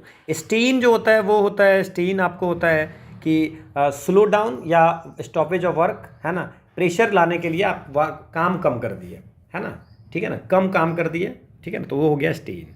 तो पूछ रहा है कि स्ट्राइक कौन सा नहीं होगा इसमें, तो इसमें गो स्लो जो है सो स्ट्राइक नहीं माना जाएगा, क्योंकि पूरी तरह से सीजन स्ट्राइक इसमें जो डिफाइन किया गया 2Q में, सेशन ऑफ वर्क, मतलब पूरी वर्क को कंप्लीट कर देना। तो गो स्लो में तो प्रोडक्शन को कम करना है ना, तो वो स्ट्राइक इसमें नहीं है। टूल डाउन में क्या होगा कि आप काम ही नहीं कर रहे हो, पेन डाउन में भी काम नहीं कर रहे हो, और यहाँ पे भी क्या कर रहे हो, स्टेन में स्टॉपेज ऑफ वर्क, प्रेशर लाने के लिए, है ना। ये एक्सप्लेनेशन है, ये टाइप्स ऑफ स्ट्राइक है। अगला क्वेश्चन है to which of the following industrial establishment chapter 5B of industrial dispute act apply, कि कहाँ पे अप्लाई होती है, ये होती है apply establishment employee not less than 100 worker. Application chapter 5B का होगा जहाँ पे 100 वर्कर्स या उससे कम नहीं होगा। ये सेक्शन 25K में लिखा हुआ है, ठीक है। अगला क्वेश्चन है which one of the following is not true with respect to strike and lockout in public utility service. अब पब्लिक यूटिलिटी सर्विस में सेक्शन 22 में दिया गया हुआ है कि no person employed in a public utility, अगर पब्लिक यूटिलिटी सर्विस में कोई एम्प्लॉय है तो स्ट्राइक पे नहीं जा सकता है बिना एम्प्लॉयर को नोटिस दिए हुए, कि स्ट्राइक का नोटिस दिए हुए, ठीक है ना, within 6 week strike before strike इन से 6 वीक पहले। तो notice regarding strike and lockout needs to be given within 8 weeks लिखा हुआ है, तो गलत हो गया यही, है ना, विद इन 6 वीक होगा, तो आंसर हमारा यही हो गया। अगर कोई कॉन्सिलेशन प्रोसीडिंग हो रही है, पेंडेंसी ऑफ एनी कॉन्सिलेशन मतलब सुलह की प्रोसेस चल रही है, ठीक है, और जब वो कंक्लूजन हो जाएगा उसके 7 दिन तक आप स्ट्राइक नहीं कर सकते हैं। तो strike and lockout not permission during the pendency of any conciliation, और उसके 7 दिन बाद तक भी नहीं कर सकते हैं, ये सही है। Employer shall send intimation of lockout on the day on which it is declared to authority specified by appropriate, बिल्कुल सही है। No employer shall lockout any of his workman before the expiry of date of lockout specified in notice of lockout, ठीक है ना, तो ये भी सही है, ठीक है। तो आंसर क्या हो गया हमारा, बी हो गया, तो पहले ही हम लोगों ने देख लिया था। ये आपको एक्सप्लेनेशन है। अगला क्वेश्चन है which one of the following is the maximum number of members of grievance redressal committee constituted under the industrial dispute act. अब ग्रीवांस रिड्रेसल कमेटी में है टोटल नंबर ऑफ मेंबर्स जो होगा शैल नॉट एक्सीड मोर देन 6, ये 9C में है कि जहां भी 20 या उससे अधिक वर्कमैन होगा तो एक बनाई जाएगी ग्रीवांस रिड्रेसल कमेटी, वहां पे मेंबर एम्प्लॉयर के भी होंगे इक्वल और वर्कमैन के भी होंगे, ठीक है। और चेयरमैन जो होगा वो रोटेशन बेसिस पे, कभी वर्कमैन वाले होंगे चेयरमैन और कभी एम्प्लॉय वाले होंगे, एम्प्लॉयर वाले, तो 6 से ज़्यादा इसमें मेंबर नहीं है, ठीक है। ये आपको एक्सप्लेनेशन है। अगला क्वेश्चन है कि which one of the following is not an adjudicatory body under the industrial dispute act. अब इंडस्ट्रियल डिस्प्यूट एक्ट में क्या क्या दिया हुआ है सो देख लीजिए। ऑथोरिटीज कौन कौन है, वर्क कमेटी है, ठीक है, इसके बाद कॉन्सिलेशन ऑफिसर है, इसके बाद बोर्ड ऑफ कॉन्सिलेशन है, कोर्ट्स ऑफ इंक्वायरी है, लेबर कोर्ट है, ट्राइब्यूनल्स है और नेशनल ट्राइब्यूनल्स है। अब आप इसमें देख लीजिए कौन सा नहीं है, तो जो ऑथोरिटी है वो लेबर कोर्ट तो होगा, ठीक है, इसके बाद इंडस्ट्रियल ट्रिब्यूनल होगा और ये नेशनल ट्रिब्यूनल होगा। तो ये सब तो एडजुडिकेटरी बॉडी है ना, लेकिन ऑथोरिटी ये कोर्ट ऑफ इंक्वायरी है, but court of inquiry is not a adjudicatory body, है ना, ये इंक्वायरी करने के लिए है, ना कि कोई फैसला देने के लिए है। सो आंसर क्या हो जाएगा, बाकी labour court, industrial tribunal or national tribunal ये सब फैसला दे सकता है, सो एडजुडिकेटरी हो गया, है ना, तो court of inquiry is the answer. अगला क्वेश्चन है under the industrial dispute act 1947 within which time period from the publication of an award of an industrial dispute to which the appropriate government is a party, the appropriate government shall make an order rejecting and modifying the award। देखिए section 17A ये कहता है कि अगर मान लीजिए कोई award मिल रहा है, ठीक है, तो ये जैसे ही वो पब्लिकेशन होगा, है ना, ठीक है ना, तो इसका पब्लिकेशन होगा, हमने पढ़ा था। अभी पब्लिकेशन के 30 दिन के बाद, ठीक है, पब्लिकेशन के 30 दिन के बाद वो क्या हो जाएगा, अवार्ड जो होगा इन्फोर्सेबल हो जाएगा, जो भी लेबर कोर्ट या कोई भी अवार्ड देगा मतलब फैसला देगा। अब अगर मान लेते हैं कि कोई अवार्ड ऐसा होगा जो गवर्नमेंट के अगेंस्ट में होगा, जहाँ पे गवर्नमेंट, सेंट्रल गवर्नमेंट या स्टेट गवर्नमेंट पार्टी होगा, है ना, तो within 90 days from the date of publication of the award government उसको रिजेक्ट या मॉडिफाई कर सकती है अवार्ड को। मतलब गवर्नमेंट के पास ये पावर दी गई है कि 90 दिन के अंदर, आप समझ गए, अगर मान लीजिए कि कोई डिस्प्यूट है, उसका कोई अवार्ड मिल रहा है, ठीक है, कोई अवार्ड मिल रहा है तो उसको पब्लिकेशन करनी पड़ती है, ये हम लोग पढ़ा था। अब पब्लिकेशन करना पड़ता है और पब्लिकेशन के 30 दिन के अंदर वो जो भी अवार्ड दिया होता है वो लागू हो जाता है।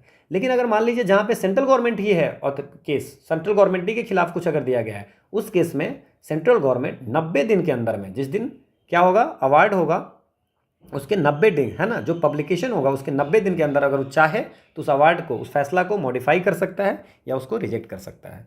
ये आपको दिया हुआ है सेक्शन 17A में। अगला क्वेश्चन है which of the following indicates the conclusion of conciliation proceeding relating to a dispute initiated by conciliation officer under the provision of industrial dispute act 1947। अब मान लीजिए कोई विवाद है ना, तो अब क्या है कि इसमें क्या है कि वो विवाद जो है सो खत्म हो गया या शुरू हुआ, ये कैसे पता चलेगा? सुलह प्रोसेस। तो सुलह प्रोसेस को अगर हम शुरू तब मानेंगे जब हमको कोई भी नोटिस कॉन्सलेशन ऑफिसर को, है ना, रेफर किया जाएगा डिस्प्यूट को, ठीक है, तो उसको हम बोलेंगे शुरू। लेकिन ये खत्म तब आप इसको मानेंगे व्हेन, जब सेटलमेंट जो होगा, the day on which the conciliation officer declares the failure of कि भाई सुलह कामयाब नहीं रहा उस दिन, नहीं, the day the conciliation officer send his failure report to the appropriate government, ठीक है। अगर कोई सेटलमेंट नहीं होती है तो रिपोर्ट कॉन्सलेशन ऑफिसर क्या करेगा? अप्रोप्रिएट गवर्नमेंट को देगा, है ना। तो where a settlement is arrived at when a memorandum of settlement is signed by the parties to the dispute, ठीक है। और क्या है? The day the dispute is referred to the labor court by the appropriate government after receipt of the failure report, ठीक है। तो ये हो गया। और the day the failure report sent by the council officer is being received by the appropriate government, ठीक है। तो क्या हो गया, समझ गए आप, ठीक है।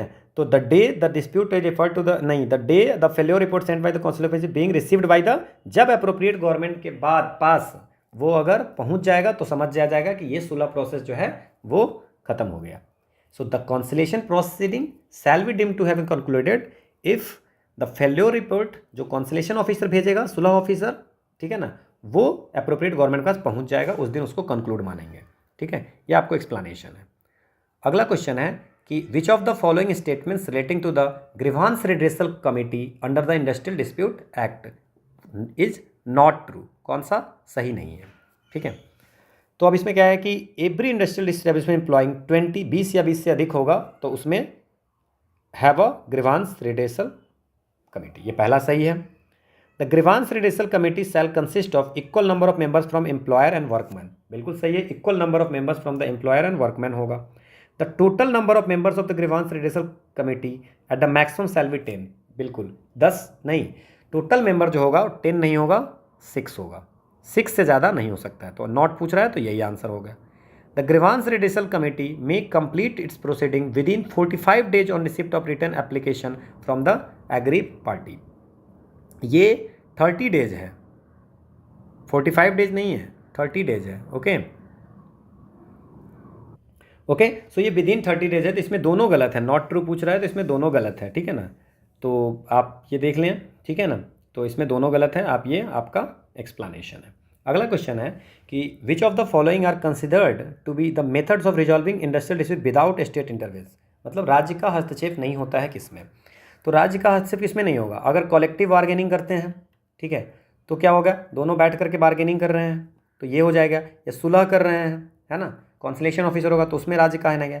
लेकिन अगर आर्बिट्रेशन करेंगे तो एक आर्बिट्रेटर चाहिए, तो आर्बिट्रेटर कहाँ का होगा? स्टेट या सेंट्रल गवर्नमेंट का होगा। एडजुडिकेशन करेंगे तो लेबर कोर्ट होंगे, जो कि लेबर कोर्ट किसके होंगे? गवर्नमेंट के लेबर कोर्ट होंगे ना, जो स्टेट या सेंट्रल गवर्नमेंट अपॉइंट ये करती है ना, इस्टेब्लिश। तो बिना स्टेट के हस्तक्षेप की अगर है तो कलेक्टिव बार्गेनिंग कर लो, निगोशिएशन या कॉन्सलेशन सुलह कर लो, ठीक है, ओके। सो ये आपको आंसर है। और अब हम लोग करेंगे trade union act. So what is the minimum number of members required for registration of trade union? So trade union को रजिस्टर करने के लिए कम से कम, है ना, एप्लीकेशन देना है, तो 7 या उससे अधिक मेंबर होगा तो वो ट्रेड यूनियन को आप रजिस्ट्रेशन के लिए जा सकते हैं, है ना, ठीक है। 7 मेंबर आप लेकर के एप्लीकेशन अप्लाई कर सकते हैं, ठीक है, ठीक है। Any 7 or more members of a trade union may by subscribing their names to the rules of the trade union and by otherwise complying with the provision of this act apply for registration. 7 या उससे अधिक apply करना है। और जो trade union है ना, कम से कम जितने वर्कमैन हैं उसके 10% या अब 100, है ना, एटलीस्ट 10% या 100 लोग होने चाहिए कम से कम आपको, तभी आप ट्रेड यूनियन को जाकर के 7 लोग जाकर के रजिस्टर कर सकते हो। पहले तो इतने मेंबर होने चाहिए, है ना, 10% या 100, ठीक है। अब अगला क्वेश्चन है which of the following dispute is are considered as trade dispute under the provision of trade union act? तो सेक्शन 2G में लिखा हुआ है ट्रेड यूनियन एक्ट में कि किसको ट्रेड डिस्प्यूट बोलेंगे। किसी एम्प्लॉयमेंट पे है, अगर वर्कमैन, अब पहली चीज़ तो ट्रेड डिस्प्यूट क्या हो जाएगा, एम्प्लॉयर के और वर्कमैन के बीच में लड़ाई हो गई, या वर्कमैन के बीच में हो गया, या एम्प्लॉयर से एम्प्लॉयर्स के बीच में हो गया। लेकिन किस लिए लड़ाई होगी? अब वर्कमैन एम्प्लॉयमेंट के नाम पे होगा, चाहे एम्प्लॉयमेंट हटा दिया, चाहे एम्प्लॉयमेंट या नॉन एम्प्लॉयमेंट के नाम पे होगा, सो एम्प्लॉयमेंट या नॉन एम्प्लॉयमेंट के नाम पे होगा, या टर्म्स क्या थे, कंडीशन क्या थे एम्प्लॉयमेंट के, उस पे हो गए, है ना, टर्म कंडीशन पे। तो आंसर क्या हो जाएगा 1, 2 एंड 3, इसी कारण होंगे लड़ाई, और तो कुछ होगा नहीं। अगला क्वेश्चन है, under the provision of the trade union act 1926 what is the maximum time period for which the members of executive and other office bearer of trade union shall be elected, कितने दिन के लिए होंगे। तो section 6H में लिखा हुआ है कि नॉट मोर देन 3 ईयर, 3 साल से ज़्यादा के लिए मेंबर्स या executive office bearer trade union के लिए इलेक्टेड नहीं होंगे। ठीक है, ये आपको एक्सप्लेनेशन है। अगला क्वेश्चन है, under the provision of the trade union act 1926 what is the minimum amount of subscription that can be fixed for the members of A trade union. Rural worker के लिए कितना पैसा है। सो रूरल वर्कर के लिए 1 rupees per annum है, 1 रुपी per annum है rural worker के लिए, और अनऑर्गेनाइज अगर सेक्टर के वर्कर के लिए 3 रुपीज पर एनम, और 12 रुपया अदर केस में पर एनम, कम से कम ये आपको ये करने हैं, मिनिमम जो है सो इतने हैं। ठीक है ना, ठीक है, ये आपको दिया हुआ है। अगला क्वेश्चन है, under the provision of trade union act 1926 ordinarily what is the minimum age of a person should have attained to become a member of registered trade union. Section 21 बोलता है कि जो पर्सन 15 साल के हो जाएंगे वो ट्रेड यूनियन का मेंबर बन सकता है। ओके, सो ये आंसर हो गया। अगला क्वेश्चन है, under the provision of trade union act 1926 what is the minimum number of members engaged in the establishment as workmen required for registration of a trade union। तो हमने इसमें कहा था क्या होगा कि कितना है minimum number of member engaged in the establishment as workman required for registration of tradesman. देखो 7 लोग जाकर के रजिस्टर करेंगे, है ना। सो व्हाट इज द न्यूनतम संख्या 10%, या देखिए 10 मेंबर कितने होने चाहिए, 10% या 100, और एप्लीकेशन कितने लोग जाएंगे, 7 या उससे अधिक लोग जाएंगे। ठीक है, तो आंसर क्या हो जाएगा, 7 लोग मिनिमम जाएंगे, है ना। यह आपको एक्सप्लेनेशन है। अगला क्वेश्चन है कि under the trade union act 1926 क्या है, registration of trade union is void होंगे, कब होंगे वॉइड। तो सेक्शन 14 कहता है कि कुछ एक्ट जो है जहाँ पे ट्रेड यूनियन में रजिस्टर्ड ट्रेड यूनियन में अप्लाई नहीं होगा। वो कौन कौन है, societies act 1960, the cooperative societies act 1912 and the companies act 1956 shall not apply to any registered trade union and the registration of any such trade union under any such act. इस act के तहत अगर कोई trade union बन रहा है तो वो वॉइड होगा। तो आंसर क्या हो जाएगा 1, 2 एंड 3, ये तीनों आपको याद रखना है। ठीक है, अगला क्वेश्चन है, what is the maximum aggregate fine provided in the trade union act 1926 for continuous failure by a trade union to submit returns. अब क्या होता है कि जो ट्रेड यूनियन होते हैं उसको क्या करना है, उनको देनी होती है रिपोर्ट, है ना, ऑडिट रिपोर्ट देनी होती है ना, है ना। अब अगर ये नहीं दे पाती है रिपोर्ट, ठीक है, तो क्या होता है, उसको कितने रुपए का फाइन होता है, 50 रुपये की फाइन हो सकती है, मैक्सिमम 50 रुपये की, मैक्सिमम जो होगी वो 50 रुपये की फाइन उसकी हो सकती है, 50 से ज़्यादा नहीं होगा। ठीक है, तो इसमें है फाइन 5 रुपया होगा, है ना, और अगर पहली बार गलती करते हो तो, फिर अगर गलत करते हो तो हर वीक का 5 रुपया हो जाएगा, और लेकिन मैक्सिमम 50 से ज़्यादा फाइन नहीं होगा। ठीक है, ये आपको एक्सप्लेनेशन है। 5 रुपये होंगे, अगर फिर से कंटिन्यू डिफॉल्ट करते हैं तो 5 रुपीज़ हर वीक में फिर अगले लगने लगेंगे, और 50 रुपये से ज़्यादा इनके होंगे नहीं। अगला क्वेश्चन है, according to trade union act 1926 for which one of the following purpose the general fund of registered trade union may not be spend. अब क्या है कि पैसे मिलते हैं आपको, जो मेंबरशिप देते हो वो पैसा कहाँ पे स्पेंड नहीं कर सकते हैं। ठीक है, सो सेक्शन 15 में लिखा हुआ है, ठीक है, the conduct of trade dispute on behalf of trade union और एनी इट्स मेंबर। तो general fund of registered trade union shall not be spent on any other object. ये जितने भी 3-4 दिए हुए हैं उसके अलावा किसी में नहीं कर सकते हैं। ठीक है ना, सो ट्रेड डिस्प्यूट है ना, ठीक है, अगर मान लीजिए कि ट्रेड डिस्प्यूट हो रहा है on behalf of trade union और उसके अदर मेंबर पे, तो उस पर आप पैसा खर्चा कर सकते हैं, है ना। तो ये आपका सही है। The compensation of member of loss arising out of trade dispute, अगर ट्रेड डिस्प्यूट से किसी का कुछ लॉस हो रहा है तो वो आप दे सकते हो उसमें पैसे में से। The maintenance of any person who is a member of any legislative body constituted under the constitution और एनी लोकल अथॉरिटी। अब मान लीजिए कोई लड़ रहा है जा करके, है ना, तो उसको थोड़ी ना पैसा देंगे, तो ये नहीं होगा। ये लेजिस्लेटिव मेंटेनेंस जो है सेक्शन 16 में है ना, कि लेजिस्लेटिव बॉडी का कोई मेंबर है जो कॉन्स्टिट्यूशन में जो बॉडी बनी हुई है कंस्टिट्यूटेड अंडर द कॉन्स्टिट्यूशन या कोई लोकल अथॉरिटी में, तो उसकी मेंटेनेंस का पैसा तो ये हम लोग जनरल फंड में से नहीं देंगे, वो इलेक्शन फंड है उसका सेक्शन 16 में। Allowance to a member or to their dependence on account of, अगर डेथ हो जाती है या बुढ़ापा है या सीकनेस है, तो उसमें ट्रेड यूनियन पैसा दे सकता है किसी मेंबर को। ठीक है, तो ये आपको सी आंसर हो गया इसका, ये आपको एक्सप्लेनेशन है। अगला क्वेश्चन है, which one of the following is not a ground for the cancellation of registration of trade union. Trade union अब है, अब उसका कैंसिलेशन कैसे हो सकता है? तो सेक्शन 10 में लिखा हुआ है कि ट्रेड यूनियन जो होगा वो रजिस्टर हो गया तो उसको कैंसिलेशन कैसे कर देंगे।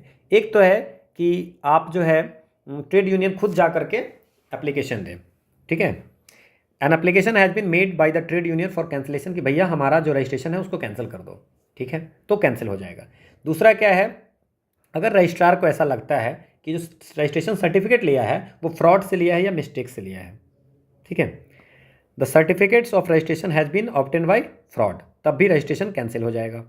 इसके बाद तीसरा है, अगर मान लीजिए कि अगर वो ट्रेड यूनियन कोई जो ये ट्रेड यूनियन एक्ट 1926 है उसकी किसी भी पार्ट को किसी रूल्स को कॉन्ट्रावेन करेगा, है ना, उसको फॉलो नहीं करेगा, तब भी कैंसिल हो जाएगा। ठीक है, तो ये तीनों जगह पे कैंसिल हो जाएगा। तो नहीं किस में होगा? C, the general body of the trade union has shown no confidence in office bearer, office bearer पे नो कॉन्फिडेंस दिखाएगा, उससे कैंसिल रजिस्ट्रेशन कैंसिल हो जाएगा, ऐसा नहीं है। ठीक है, ये आपको एक्सप्लेनेशन है। अगला क्वेश्चन है कि for registering a trade union under the trade union act 1926 which of the following is the minimum number of workers required to be employed in the establishment with which it is connected. आपको मैंने बता दिया है कि 10% या 100 workers होने चाहिए और मिनिमम 7 लोग जाएंगे उसको रजिस्ट्रेशन कराने। ये आपको कितनी बार बता दिए, है ना। Who among the following is empowered to make regulation under the trade union act. अब ट्रेड यूनियन एक्ट का रेगुलेशन कौन बना सकता है? ठीक है ना, again appropriate government. So appropriate government मैंने कहा था कि अप्रोप्रिएट गवर्नमेंट में क्या हो गया, both state government and central government. जहाँ पे स्टेट गवर्नमेंट की बात आएगी तो वहाँ स्टेट गवर्नमेंट करेंगे, स्टेट गवर्नमेंट का कुछ रहेगा तो सेंट्रल गवर्नमेंट का रहेगा, ठीक है, तो सेंट्रल गवर्नमेंट करेंगे, है ना। तो ये हो गया आपका एक्सप्लेनेशन। अगला क्वेश्चन है, अब हम लोग जो बात करेंगे वेज पे। Which of the following statement relating to the non statutory central wage board in India are correct. अब सेंट्रल वेज बोर्ड जो है, पहला जो वेज बोर्ड किया गया था वो फर्स्ट वेज बोर्ड जो है वो 1957 में हुआ था। The first wage board was setup for the tea plantation. नहीं, ये कॉटन टेक्सटाइल के लिए हुई थी, टेक्सटाइल के लिए हुई थी, ठीक है। सो फर्स्ट वेज बोर्ड जो है वो टेक्सटाइल के लिए हुआ था। थर्ड गलत हो गया जैसे, तो ये दोनों तो गलत हो गया। अब यह फर्स्ट वेज बोर्ड 1957 में था और जो बोर्ड है वो रिकमेंडेटरी बॉडी है, उसके फैसला कोई बाइंडिंग नहीं है, वो रिकमेंड करती है गवर्नमेंट को, ठीक है। तो 2 और 4 तो सही है। अब फर्स्ट देखते हैं, wage boards were set up primarily on the basis of industrial policy resolution 1956। देखियो, इंडस्ट्रियल पॉलिसी रेजोल्यूशन पहले आई थी 1948 में, 1956 में भी इंडस्ट्रियल पॉलिसी स्टेटमेंट आई थी, है ना, लेकिन वो जो था वो पब्लिक सेक्टर को एक्सपेंड करने के लिए आया था। उसमें था कि जो भी ओनरशिप है ना, वो सब जो है प्राइवेट से ज़्यादा पब्लिक पे होना चाहिए, जिससे कि प्राइवेट की मोनोपोली ना हो, है ना। जितनी भी इम्पोर्टेंट हैं चीज़ें हैं उस मतलब पब्लिक सेक्टर को एक्सपेंड करना, ये 1956 की पॉलिसी थी, ठीक है। सो आंसर क्या हो गया? 2-4। तो इसमें कोई फर्स्ट का ऐसा कुछ इंडस्ट्रियल पॉलिसी रीजन में नहीं लिखा हुआ था, ठीक है। यह आपको एक्सप्लेनेशन में और भी ज़्यादा अच्छे से लिखा हुआ है। अगला क्वेश्चन है, the provision of payment of wages act 1936। हम लोग अब पेमेंट ऑफ वेजेज एक्ट पे बात कर रहे हैं। शैल बी मेड एप्लीकेबल, किस तरह के एम्प्लॉई के लिए एप्लीकेबल है? जिसकी सैलरी, अभी 2012 में अगर क्वेश्चन की बात करो तो 18,000 था, लेकिन अभी जो है 2017 में 24,000 से जो कम के लोग हैं, है ना, 24,000 से जिसको कम मिलते हैं, ठीक है, उनके लिए ये एप्लीकेबल है पेमेंट ऑफ वेजेज एक्ट, ठीक है, 24,000, ठीक है। उस समय 18,000 था, अभी 24,000 से कम वाले के लिए payment of wages act applicable है। अगला क्वेश्चन है, under the provision of the payment of wages act 1936 the total amount of fine that may be imposed in any one wage period on any employed person shall not exceed an amount equal to, ठीक है। सो क्या कह रहा है कि जो मजदूरी संदाय अधिनियम 1936 है, उसमें अगर कितना फाइन मैक्सिमम कितना फाइन की बात हो रही है, तो सेक्शन 8 में फ़ाइन की बात की गई है कि टोटल अमाउंट ऑफ फाइन जो होगा, अगर मान लीजिए कुछ प्रॉब्लम है ना, वेज नहीं दे रहा है, तो कितना फ़ाइन हो सकता है किसी भी चीज़ में, तो 3% वेज से ज़्यादा नहीं देना है ना। तो 3% ऑफ द वेजेस से ज़्यादा फाइन नहीं देनी है, ये सेक्शन 8 में लिखी हुई है। अगला क्वेश्चन है कि पेमेंट ऑफ वेजेज एक्ट 1936 में क्या है, no fine shall be imposed on any employed person who is under the age of, अगर कोई बच्चे हैं 15 साल से कम वाले पे कोई फाइन आपको नहीं करने हैं, ये पेमेंट ऑफ वेजेज एक्ट में लिखी हुई है। ठीक है, अगला क्वेश्चन है, under the provision of the payment of wages act 1936 fine imposed on any employed person can not be recovered after expiry of how many days from the day it was impose. अगर किसी पे आप fine they रहे हो, है ना, तो section 8 में लिखा हुआ है कि no fine imposed on any employed person shall be recovered from him by installment में नहीं कर सकते हैं, और 90 दिन पूरा अगर हो गया, जैसे मान लीजिए आज फाइन इम्पोज किए तो विद इन 90 डेज ले लीजिए आप, 90 डेज के बाद आप नहीं ले सकते हैं, है ना। ऐसा नहीं कि आप कभी भी मांग रहे हैं, ठीक है, और इंस्टॉलमेंट में आपको नहीं लेना है फाइन, एक बार में लेना है। As per the payment of wages act 1936 in case of termination of employment by the employer wages earn by the person shall be paid before the expiry of. अब इसमें क्या है कि अगर मान लीजिए कि कोई नौकरी से निकाल दिया रहा है, नौकरी समाप्त कर दिया, नौकरी से निकाल रहा है एम्प्लॉयर, तो वेज तो उसको जो फाइनल हिसाब होगा तो वो कितने दिन के अंदर देगा। तो अगर किसी को टर्मिनेट किया जा रहा है एम्प्लॉयर के द्वारा, तो वो जितना पैसा उससे पहले वेज कमाया है, उसको जिस दिन वो टर्मिनेट हो रहा है उसके सेकेंड वर्किंग डे के दिन में, है ना, second working day after the date of such termination को आपको पैसे दे देने हैं सारे। ये सेक्शन 5 में लिखा हुआ है। ठीक है, अब अगला क्वेश्चन है, as per the payment of wages act 1936 which one of the following is the total amount of fine that can be imposed on any employed person in one wage period. One wage period में total amount of fine कितना होगा, हमने बता दिया है 3% of wage payable to him in respect of wage period, तो ये हम लोगों ने पहले ही देख लिया था। अगला क्वेश्चन है, which one of the following is not included in wage under the payment of wage act 1936। अब पेमेंट ऑफ वेज एक्ट में वेज को डिफाइन किया गया है कि वेज में क्या क्या हो सकता है। Any remuneration payable under any award और सेटलमेंट बिटवीन द पार्टीज और ऑर्डर ऑफ कोर्ट। अगर मान लीजिए, है ना, कि कोई पैसा है जो कोर्ट फैसला देता है कि भैया एम्प्लॉयर को कि तुम इसको पैसा दो, ठीक है ना, तो ये हो जाएगा वेज में हो जाएगा। ठीक है, तो ये वेज में कंसिडर हो जाएगा। Any sum paid to the employed person to defray special expense entailed on him by the nature of his employment. मान लीजिए उसका काम ही है कहीं कहीं जाना, ठीक है, तो कहीं कहीं अगर आपको उनको जाना है तो उसको आप गाड़ी का पैसा दोगे ना, बाहर में खाने का पैसे दोगे ना, ठीक है ना, तो जो उसकी नेचर है उसके कारण अगर आप कुछ पैसे दोगे तो वो भी वेज में आपको इंक्लूड होगा। ठीक है, नो, तो वो वेज में इंक्लूड नहीं होगा। Any remuneration to which the person employed is entitled in respect of overtime work or holiday or any leave period. अगर कोई ओवर टाइम वर्क करता है या कोई हॉलीडे में वर्क करता है तो वेज में इंक्लूड होगा। Any sum to which the person employed is entitled under the scheme framed under the law for the time. और भी कोई अगर कुछ चल रहा है ना, तो उसमें उस समय तो वो भी पैसा मिलेगा। ठीक है, तो अगर मान लीजिए कि किसी भी स्पेशल एक्सपेंस दे रहे हो आप, कुछ ऐसा हो जो उसका काम है उसमें, जैसे उसको कहीं बाहर जाना है, आप बोल रहे हो कि ट्रैवलिंग का पैसा दे रहे हो, तो बोले वो वेज में, तो वो वेज में नहीं काउंट होगा। ठीक है, ये आपको एक्सप्लेनेशन है। अगला क्वेश्चन है कि all the realisations by way of fine under the payment of wages act 1936 shall be spent. अब जो पैसे मिलेंगे फाइन से वो कहाँ खर्च होगा, वो पहले तो रिकॉर्ड होगा रजिस्टर में, और उस इस्टेब्लिशमेंट में जो पर्सन काम कर रहे होंगे उसकी बेनिफिट के लिए खर्चा होगा। ठीक है, so such purpose beneficial to the person employed in the factory or establishment, ये लिखा हुआ है। अगला क्वेश्चन है, which one of the following is not an authorise deduction from wage. Wage में से डिडक्शन क्या क्या हो सकता है और क्या क्या ऑथराइज है और क्या क्या ऑथराइज नहीं है किसी एम्प्लॉयड पर्सन के लिए। अब सेक्शन 7 में ही लिखा हुआ है कि कौन कौन सा डिडक्शन हो सकता है। अगर मान लीजिए कि कोई इंश्योरेंस प्रीमियम कर रहे हो, ठीक है ना, तो डिडक्शन फॉर पेमेंट, है ना, एक्सेप्टेबल क्या क्या हो जाएगा, deduction for contribution to any insurance scheme framed by central government for the benefit. अगर एम्प्लॉय के लिए कोई इंश्योरेंस स्कीम है तो उसका पैसा जो है एम्प्लॉयर काट रहा है वेज में से, तो उसको डिडक्शन नहीं मानेंगे। अनऑथराइज डिडक्शन होगा तो आप कंप्लेन कर सकते हो इस पेमेंट ऑफ वेजेज एक्ट के तहत।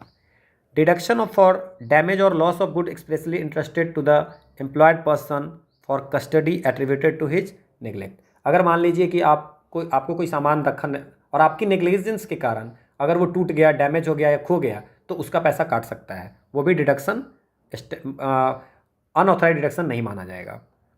Deduction of income tax payable by employed, अगर इनकम टैक्स पे कर रहे हो तो वो भी डिडक्शन नहीं माना जाएगा। ठीक है। Deduction for contribution to employer welfare fund, अगर एम्प्लॉयर वेलफेयर फंड में है तो वो आप डिडक्ट काट नहीं सकते हो बिना पूछे हुए। ठीक है, तो बिना पूछे हुए उसको काट नहीं सकते हो। बाकी लोन वोन का रिकवरी है तो ये सब आप काटा जा सकता है, बट एम्प्लॉयर वेलफेयर फंड में जो पैसा होगा वो आपको अनऑथराइज डिडक्शन हो जाएगा। ठीक है, वो एक्ट में हमारे मेंशन नहीं है। ठीक है, ये सारी डिडक्शन है जो एक्सेप्टेबल हैं। Fine impose under the payment of wages act is recoverable in one time basis to installment. हमने पहले ही बात की थी कि सेक्शन 8 में लिखा हुआ है कि जो भी फाइन होगी इम्पोज पर्सन पे, एम्प्लॉयड पर्सन को, उसको एक ही इंस्टॉलमेंट में लेना है। ठीक है, अगला क्वेश्चन है the main objective of the minimum wages act 1948, ये APFC 2012 का क्वेश्चन है। The main objective of minimum wages act 1948 का क्या ऑब्जेक्टिव था? ये था कि जो वेज को फिक्स करना किसके लिए, शेड्यूल एम्प्लॉयमेंट जो शेड्यूल में लिखी हुई है, जैसे जो इस एक्ट के शेड्यूल में जो जो चीज़ें लिखी, जो जो एम्प्लॉयमेंट लिखी है उसके वेज के फिक्स के लिए, और वो मैक्सिमम जो है वो अनऑर्गेनाइज सेक्टर की बात कर रहे हैं। ठीक है, अगला क्वेश्चन है Who among the following can be appointed as the chairman of Central Advisory Board constituted under the central government under the Minimum Wage Act 1948 के अंतर्गत एक बनाई जाती है सेंट्रल एडवाइजरी बोर्ड, तो उसके चेयरमैन कौन होते हैं? तो section 8 of the minimum wages act 1948 कहता है कि एक होगी सेंट्रल एडवाइजरी बोर्ड, और उसमें क्या होगा, उसमें सेंट्रल गवर्नमेंट के रिप्रेजेंटिंग होगा, एम्प्लॉई के भी होंगे, एम्प्लॉयर के भी होंगे, है ना, दोनों, और एम्प्लॉई सबके इक्वल नंबर में होंगे, और एक इंडिपेंडेंट पर्सन भी कुछ होंगे, लेकिन वो इंडिपेंडेंट पर्सन 1/3 से ज़्यादा नहीं होंगे। ठीक है ना, so total number of members के 1/3 से ज़्यादा इंडिपेंडेंट नहीं। समझ गए? सेंट्रल एडवाइजरी बोर्ड में कौन कौन होंगे? एम्प्लॉई के नंबर लोग होंगे, एम्प्लॉयर के लोग होंगे, और इंडिपेंडेंट मेंबर होंगे जो 1/3 से ज़्यादा नहीं होंगे, और उसी इंडिपेंडेंट मेंबर में से एक को बना देंगे chairman. So one of the independent members of the board बन जाएंगे चेयरमैन। अगला क्वेश्चन है what is the maximum period in which the appropriate government shell review and revise the minimum rate of ways. अब इसमें है section 3 में लिखा हुआ है कि सेंट्रल गवर्नमेंट जब चाहे तो कर सकती है रिवाइज, लेकिन 5 साल के अंदर तो करनी ही है। मतलब ऐसा नहीं कि अब 1 साल में कर सकती है, 2 साल में, लेकिन 5 साल से ज़्यादा नहीं। ऐसा नहीं 7 साल पर रिवाइज कर रहे हैं, 5 साल के अंदर में मैक्सिमम 5 ईयर्स का टाइम दिया गया है कि इंटरवल के अंदर में आपको वेज का रिवीजन करना है। ठीक है, ये एक्सप्लेनेशन है। अगला क्वेश्चन है कि minimum wages fix under the minimum wage act 1948 वो डिटरमिन कैसे होती है? सो मिनिमम वेज जो फिक्स की गई है, ठीक है ना, वो रिवाइज की जाती है अप्रोप्रिएट गवर्नमेंट के द्वारा। ये होती है basic rate of wages by considering the capacity of the employer to pay. Employer की कैपेसिटी देख करके वेज थोड़ी ना गवर्नमेंट डिसाइड करेगी। irrespective of the capacity of the employer to pay by keeping in view the wages being paid by the flourishing concern of industry in the area। उस area में कितना पे कर रहा है ये सेंट्रल गवर्नमेंट क्यों देखेगी वेज को फिक्स करने में? by keeping in view the wage being paid by the struggling concern of the industry in area। उस एरिया में जो स्ट्रगलिंग कोई इंडस्ट्री होगा वो जो पे करता है उसको नहीं। क्या पे कर सकता है नहीं पे करता है उससे कुछ नहीं है। सेंट्रल गवर्नमेंट जो है वो अपना बेसिक रेट वेज जो स्पेशल है उसे ये सब ले करके वो खुद का डिसाइड करती है। Irrespective of capacity of employer क्या दे सकता है उससे उसको कोई मतलब नहीं है, वो अपनी तरह से central government minimum wage fix करती है। ये एक्सप्लेनेशन है। The minimum wages act 1948 was enacted for the purpose of fixing. किस लिए इनेक्ट किया गया था? ये बस वही मिनिमम रेट शेड्यूल एम्प्लॉयमेंट में जो लोग हैं उसके वेज को, उसकी क्या मिनिमम वेज देनी ही है उसके लिए। अब शेड्यूल एम्प्लॉयमेंट क्या होता है? शेड्यूल एम्प्लॉयमेंट वो होता है जो इस एक्ट के शेड्यूल में है ना, जैसे कॉन्स्टिट्यूशन में आपके शेड्यूल है, उसी इस एक्ट के शेड्यूल में जो जो क्या कहते हैं एम्प्लॉयमेंट लिखा हुआ है वो हो गया शेड्यूल एम्प्लॉयमेंट। ये आपको एक्सप्लेनेशन है। अगला क्वेश्चन है कि as per the minimum wages act 1948 the rates of minimum wages which are finally notified in the official gazette and unless such notification otherwise provide come into force after the expiry of which of the following period from the date of its issue. अब क्या है कि appropriate government वो क्या कर सकती है, कुछ कमेटी बना सकती है, सब कमेटी बना सकती है ना, कि भाई आप बता दो कि जो वे है उसको कैसे हम लोग रिवाइज करें, है ना, फिक्स करें। लेकिन उसकी फिर नोटिफिकेशन देनी पड़ती है। तो वो अगर मान लीजिए किस गवर्नमेंट ने कुछ डिसाइड कर लिया तो उसको फिर ऑफिशियल गजट में उसको नोटिफिकेशन देनी पड़ती है। और ऑफिशियल गजट में नोटिफिकेशन देंगे, भाई सब देखेगा तो सही इंडस्ट्री वाले लोग कि भाई कितना, हाँ इतना देना है वेज, तो कम से कम 2 महीना का नोटिस पीरियड होनी चाहिए।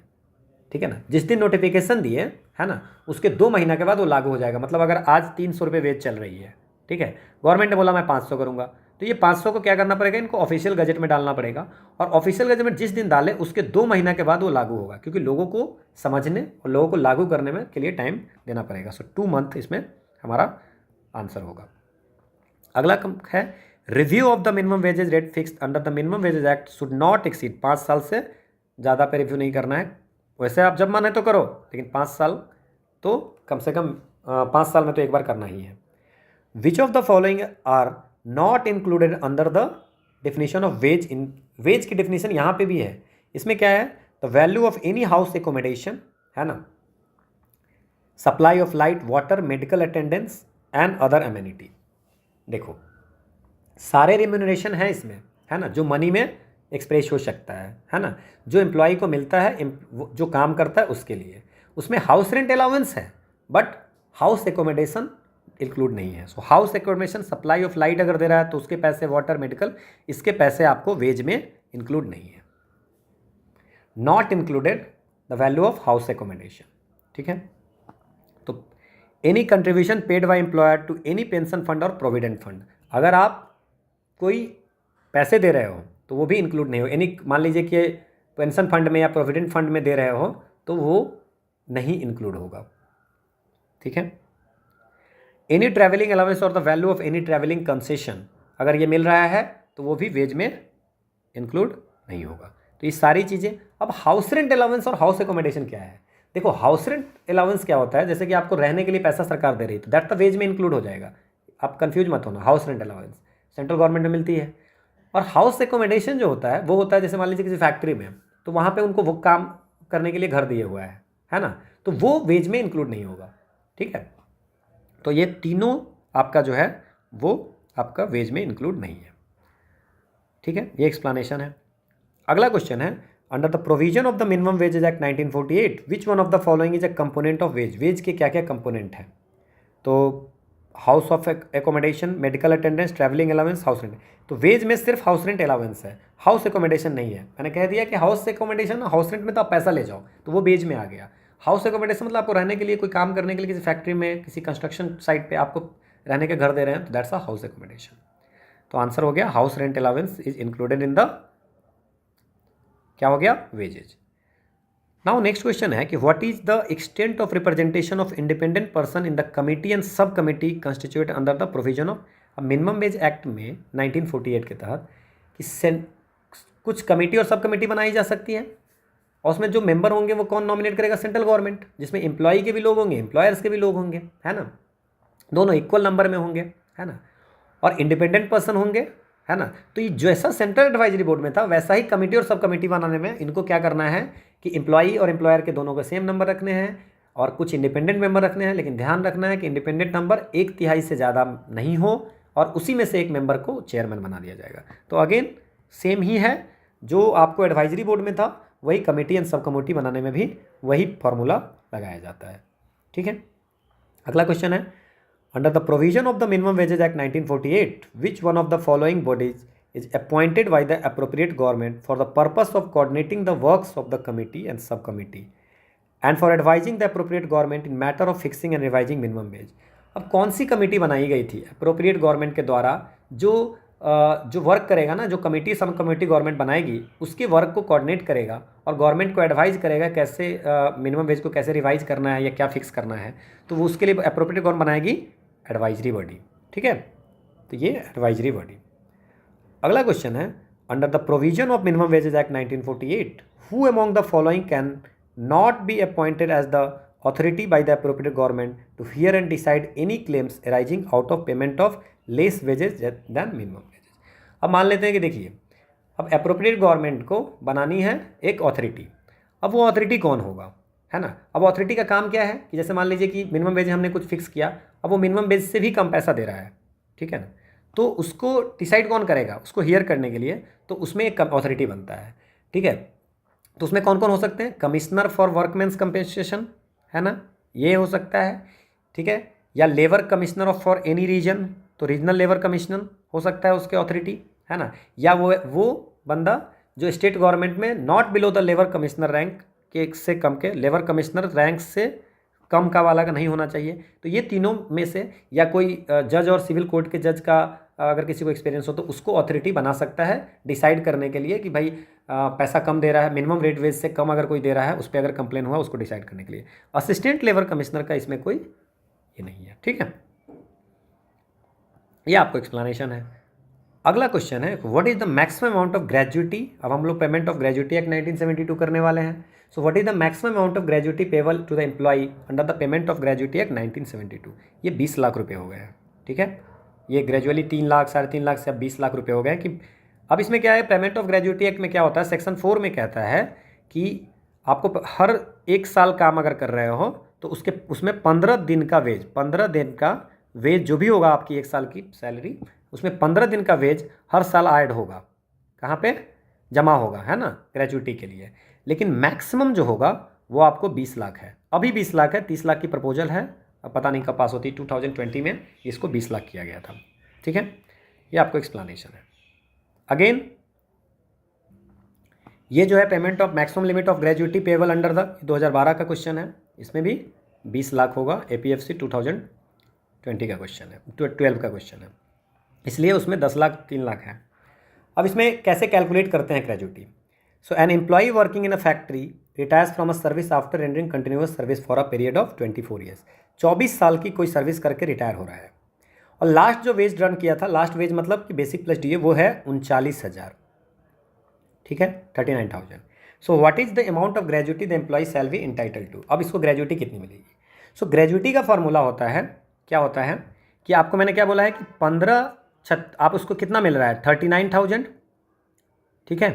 तो डेली का आप बताइए कितना हुआ, 39,000 है। तो अगर हम लोग मान लेते हैं कि महीने में 26 दिन माना जाता है, ठीक है ना, 26 डेज, 4 दिन की छुट्टी, 26 डेज आप वर्क किए, तो 26, ठीक है, 26 हो गया। तो ये हो गया आपको डेली वेज का। अब डेली वेज इंटू कितना करोगे, तो 1 दिन का ये वेज हो गया, है ना, तो उतना इंटू 15 दिन का वेज, और इतना कितने साल सर्विस किया इसने, 24 साल। तो ये जितना आएगा वो होगा आपको ग्रेजुटी। तो ये 5,40,000 रुपया ये हो गई इसकी ग्रेजुटी। अब ये मान लीजिए कि अगर ग्रेजुटी, अगर ये जो कैलकुलेशन हम करते हैं, है ना, वो अगर हमारा 22 लाख आ जाता तो हमें 22 लाख नहीं मिलता, हमें मिलता 20 लाख। मतलब मैक्सिमम 20 लाख है और बाकी मिनिमम में जो आ जाए वो मिलेगा, ठीक है। अगला क्वेश्चन है, under the provision of the payment of gratuity act 1972 an employer is लेवल to pay the amount of gratuity. कितने दिन के अंदर देना है, तो सेक्शन 7 में लिखा हुआ है कि एम्प्लॉयर को जैसे ही उसका टाइम पूरा होता है ना, तो उसके जैसे मान लीजिए मांगेगा पैसा कि हम छोड़ के जा रहे हैं, अब हमको पैसा चाहिए, तो क्या है, जो भी अमाउंट होगा 30 दिन के अंदर में उनको देना है, विदिन 30 डेज उनको पे करना है gratuity. Again under the provision of payment of gratuity act 1972 what is the maximum amount of gratuity payable. तो ये भी 20 लाख है, ये पुराना क्वेश्चन है इसलिए इसमें ऑप्शन आपको कम दिया हुआ है, ठीक है। अगला क्वेश्चन है कि under the provision of payment of gratuity act 1972 who among the following is not part of the family of a male employee. अब देखो इसमें ना सेक्शन 2 में 2H में फैमिली को डिसाइड किया है। तो ग्रेजुटी मिलनी है, किसको मिलेगी, मान लेते हैं कि मेल एम्प्लॉई है, तो मेल एम्प्लॉई में क्या क्या होगा सो देख लो, है ना, जो मेल लोग हैं देख लो क्या होगा, वाइफ, है ना, उसके बच्चे और उसके पेरेंट्स, डिपेंडेंट पेरेंट्स, और उनकी वाइफ के भी पेरेंट्स, वाइफ के पेरेंट, है ना, वाइफ के पेरेंट्स, ये होंगे फैमिली में। और कौन होंगे, अगर मान लीजिए कि इस मेल एम्प्लॉई का कोई सन है ना, वो डेथ कर गया है, तो उसकी विडो जो होगी, है ना, तो विडो होंगे, है ना, तो और उसके बच्चे अगर हो गए हैं, ठीक है ना, मान लीजिए किसी मेल एम्प्लॉई के सन की डेथ हो गई तो उसके विडो चिल्ड्रन जो होगा वो भी उस पर डिपेंडेंट होगा। अगर कोई फीमेल एम्प्लॉई है तो उसमें कौन कौन होगा, उसके हस्बैंड, ठीक है, उसके बच्चे, है ना, उसके हस्बैंड के पेरेंट, उसके हस्बैंड के पेरेंट, ठीक है, उसके खुद के पेरेंट, है ना।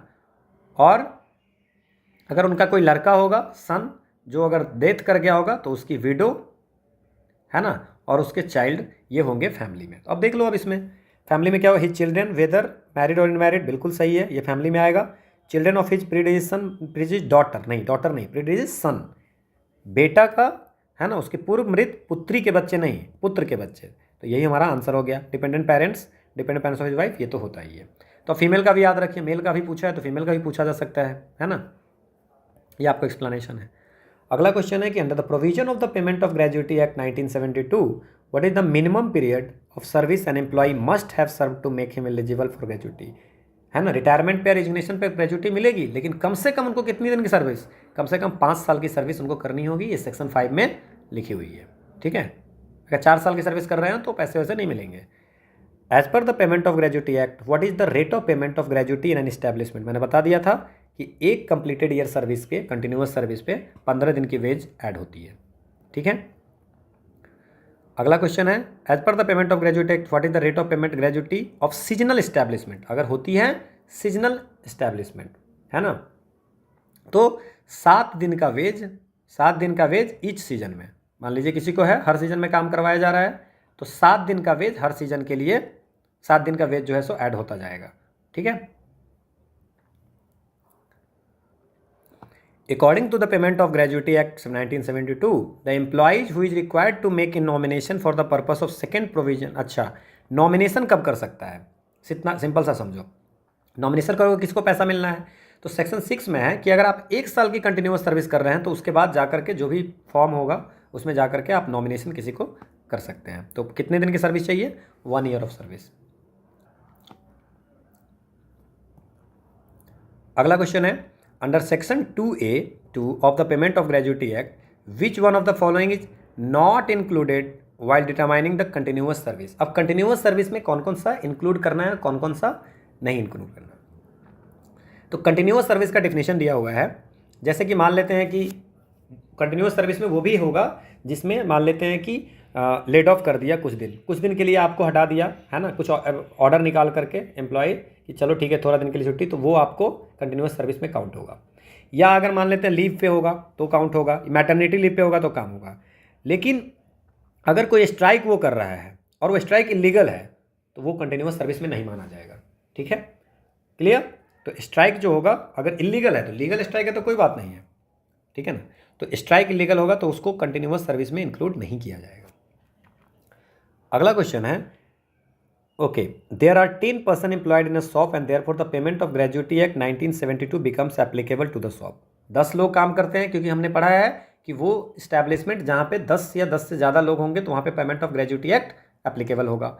लेकिन क्या होता है, कुछ दिनों के बाद 3 एम्प्लॉय उसमें से रिजाइन कर देते हैं, ठीक है।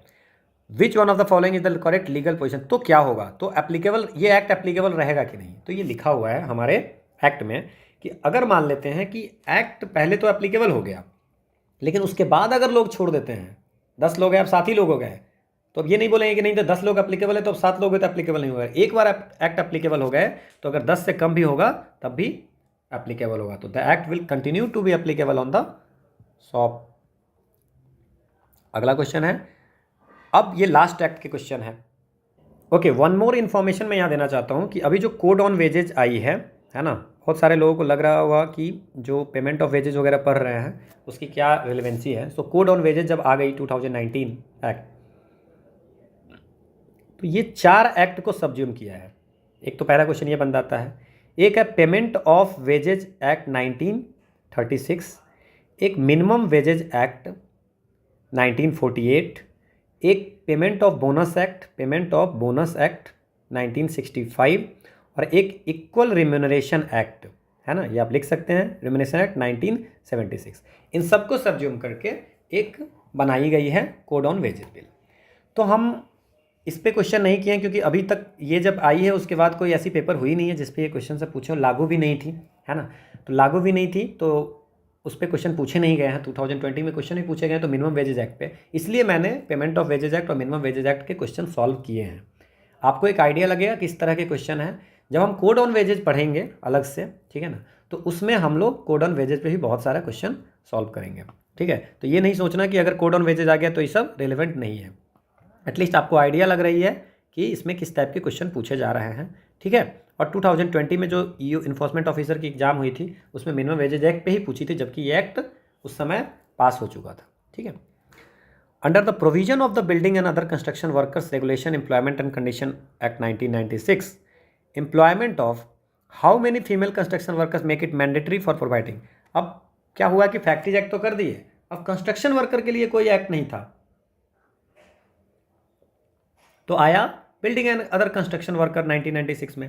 तो इसमें है कि क्रेज फैसिलिटी तो देनी है, सेक्शन 35 कहता है कि क्रेज फैसिलिटी देंगे जहां पे 50 कम से कम फीमेल बिल्डिंग वर्कर हो, 50 सो मोर देन 50 अगर फीमेल वर्किंग बिल्डिंग वर्कर होगा, एम्प्लॉयड होगा, तो आपको देना है craze facility. Which one of the following is not a statutory provision under the building and other construction worker act 1966। क्या स्टैट्यूटरी कंडीशन नहीं है, मतलब क्या लिखा नहीं हुआ है। अच्छा, ड्रिंकिंग वाटर लिखा हुआ है सेक्शन 32 में, लैट्रिन एंड यूरिनल्स लिखा हुआ है सेक्शन 33 में, सेक्शन 34 में एकोमोडेशन भी लिखा हुआ है, लेकिन रेस्ट रूम और लंच रूम की व्यवस्था इसमें बिल्डिंग एंड अदर कंस्ट्रक्शन वाले में लिखी नहीं हुई है एक्ट में। स्टैट्यूटरी प्रोविजन मतलब कि एक्ट में क्या नहीं लिखा हुआ है, क्या लिखा हुआ है, ठीक है ना। जो लिखा होगा वो स्टैट्यूटरी प्रोविजन हो गया, ठीक है। ये आपको एक्सप्लेनेशन है। अगला क्वेश्चन है, under the provision of building and other construction worker act 1996, the employer of an establishment has to appoint a safety officer.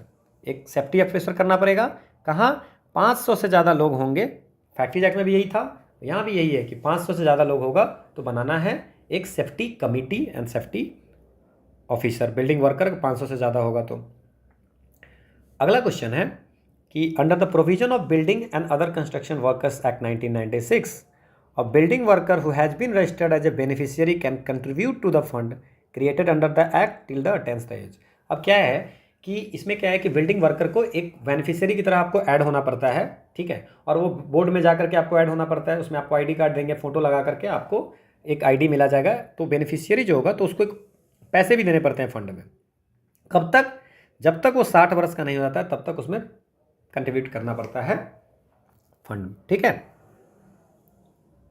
ठीक है, 60 ईयर्स तक। अब है under the building and construction worker act 1996, what is the minimum number of female craze facility के लिए कितने चाहिए, 50। वही क्वेश्चन पूछा हुआ है 2 साल लगातार। अगला क्वेश्चन है कि सेफ्टी कमेटी, अगेन 500 से ज़्यादा होगा तो सेफ्टी कमेटी है, यही रिपीट क्वेश्चन है, ठीक है। अगला क्वेश्चन है कि which of the following is are included in the definition of building and other construction work. अब बिल्डिंग अदर कंस्ट्रक्शन वर्क में क्या क्या इंक्लूड है, देखो building and other construction work आई थी, फैक्ट्रीज एक्ट पहले आ गई थी, माइंस एक्ट पहले आ गई थी, तो प्लांटेशन एक्ट भी आई थी। तो इसमें क्या है कि इसमें क्या इंक्लूड है, तो बिल्डिंग और अदर कंस्ट्रक्शन वर्क में जैसे मान लीजिए कोई कंस्ट्रक्शन आप कर रहे हो या कोई अल्ट्रेशन कर रहे हो, है ना, या डिमोलिशन कर रहे हो किसी चीज़ को, तो ये building and other construction work में आएगा, ठीक है। माइनिंग वाला नहीं आएगा, फैक्ट्री भी नहीं आएगा, ठीक है ना। माइनिंग और क्वेरिंग जो है ये माइनीज एक्ट में के तहत ये होता है, और प्लांटेशन एक्ट 1951 के तहत वो होता है, और फैक्ट्रीज एक्ट के तहत बाकी चीज़ें होती है। सो 1 और 2 जो है वो इंक्लूड होगा, बाकी इंक्लूड नहीं होगा। माइनिंग के लिए अपना अलग एक्ट है ना, फैक्ट्रीज के लिए अपना अलग एक्ट है। ये सिर्फ building and other construction work के है, तो किसी से कंस्ट्रक्शन हो, रिपेयर हो, मेंटेनेंस हो, अल्टरेशन हो, डिमोलिशन हो, है ना, बिल्डिंग स्ट्रीट रोड का हो, स्ट्रीट का हो, रेलवे का हो, तो उसके लिए उस पर ये एप्लीकेबल है, ट्रामवे, है ना। अब ये under the building and other construction workers act 1996, who among the following is appointed as ex officio member to the state building and other construction worker advisory, क्या है, वर्कर एडवाइजरी कमेटी। अब state section 4 में कहते हैं कि state advisory committee होनी चाहिए। अब स्टेट एडवाइजरी कमेटी में कौन होगा, एक चेयरपर्सन होगा, स्टेट एडवाइजरी कमेटी में चेयरपर्सन होगा, उसका कौन होगा हेड, कौन अपॉइंट करेगा, स्टेट गवर्नमेंट। 2 स्टेट लेजिस्लेचर के मेंबर होंगे जो एमएलए होते हैं, है ना, और 1 मेंबर सेंट्रल गवर्नमेंट के नॉमिनेटेड होंगे, और चीफ इंस्पेक्टर जो होंगे वो एक्स ऑफिसियो मेंबर होंगे इसमें, ठीक है। ये आपको एक्सप्लेन किया गया हुआ है। अगला है under the building and other construction worker act 1996, in order to be eligible for registration as a beneficiary of building and other construction worker welfare fund, worker welfare fund में आपको एज ए बेनिफिशियरी रजिस्ट्रेशन कराना है, तो आपको कितने दिन कम से कम काम करने पड़ेंगे पिछले 12 महीने में। तो पिछले 12 महीने में अगर आप, है ना, 90 दिन कम से कम काम कर रहे हैं, है ना, तो आप जा करके एज ए बेनिफिशियरी आप रजिस्ट्रेशन करवा सकते हैं, अदरवाइज आप नहीं करवा सकते हैं अगर 90 से कम है तो। ठीक है, अब रूल्स बनाई गई इसमें, है ना, हर एक्ट के साथ साथ रूल्स होंगे कि building and other construction worker act 1996 में है, उसमें जो फीमेल एडल्ट वीमेन है वो कितने तक की ज़्यादा माथे पे वजन उठा सकती है, तो 30 kg से ज़्यादा उसको नहीं उठाना है। ठीक है, 30 kg से ज़्यादा वजन नहीं उठाना है। ओके, अगला है कि on revocation of any registration of establishment by the registering officer under section 8 of the building and other construction worker act 1996, any person aggrieved by the order may prefer and appeal to the appellate officer within how much day, कितने दिन के अंदर में order के communication के। अब इसमें क्या है कि हर बेनिफिशियरी जो 90 दिन कम से कम काम कर रहा है तो उसको रजिस्ट्रेशन करवानी है, रजिस्ट्रेशन ऑफ। अब रजिस्ट्रेशन को रिवोक अगर कर दिया, तो रजिस्ट्रेशन को अगर रिवोक कर दिया तो उसमें क्या है कि उसके तो जिस दिन रिवोक का नोटिस आपके पास आता है उसके 30 दिन के अंदर वो क्या कर सकता है, अपीलेट ऑफिसर के पास अपील कर सकता है। ठीक है, which one of the following authorities is not provided under the building and other construction workers act, कौन सी अथॉरिटी प्रोवाइड नहीं है। तो देखो इसमें क्या है कि central building and other construction worker advisory भी है, स्टेट गवर्नमेंट जो बनाएगी वो state building and other construction worker advisory बनाएगी, तो स्टेट एडवाइजरी, सेंट्रल बनाएगी सेंट्रल एडवाइजरी कमेटी। अब इसमें क्या है, और एक स्टेट वेलफेयर बोर्ड बनेगा। ठीक है ना, हर स्टेट गवर्नमेंट को बनाना है स्टेट वेलफेयर बोर्ड, है ना, building and other construction workers welfare board, ये बनाना है स्टेट गवर्नमेंट को। तो state welfare board, central welfare board का कोई प्रोविजन नहीं है। Okay okay, so this is all about today's. Okay, so you can see that the, ठीक है, तो एक ही दिन में सब कुछ नहीं करना, और लिटिल प्रोग्रेस ईच डे, हर दिन आप थोड़ा थोड़ा करते जाते हो, है ना, तो adds up to a big result. तो ये आप समझिए, और हर दिन का काम हर दिन कंप्लीट करना है। ठीक है, okay, so this is all about, you can download PDF from this and lecture from this. Okay, और जिनको ऐसा लग रहा है कि जैसे कि बहुत सारी चीज़ें हैं, जो भी जितनी एक्ट 9 एक्ट हमने आज बताई है उस एक्ट में कोई प्रॉब्लम है, so you can see that act in the play list. ठीक है, वहाँ पे हम लोग वो सारे वीडियो डाल देंगे, आप सिर्फ एक्ट देखना, उसके प्रीवियस ईयर क्वेश्चन यहीं से कर लेना, क्योंकि प्रीवियस ईयर क्वेश्चन में सेम क्वेश्चन रिपीट करेंगे। ठीक है, सो थैंक्स फॉर वॉचिंग।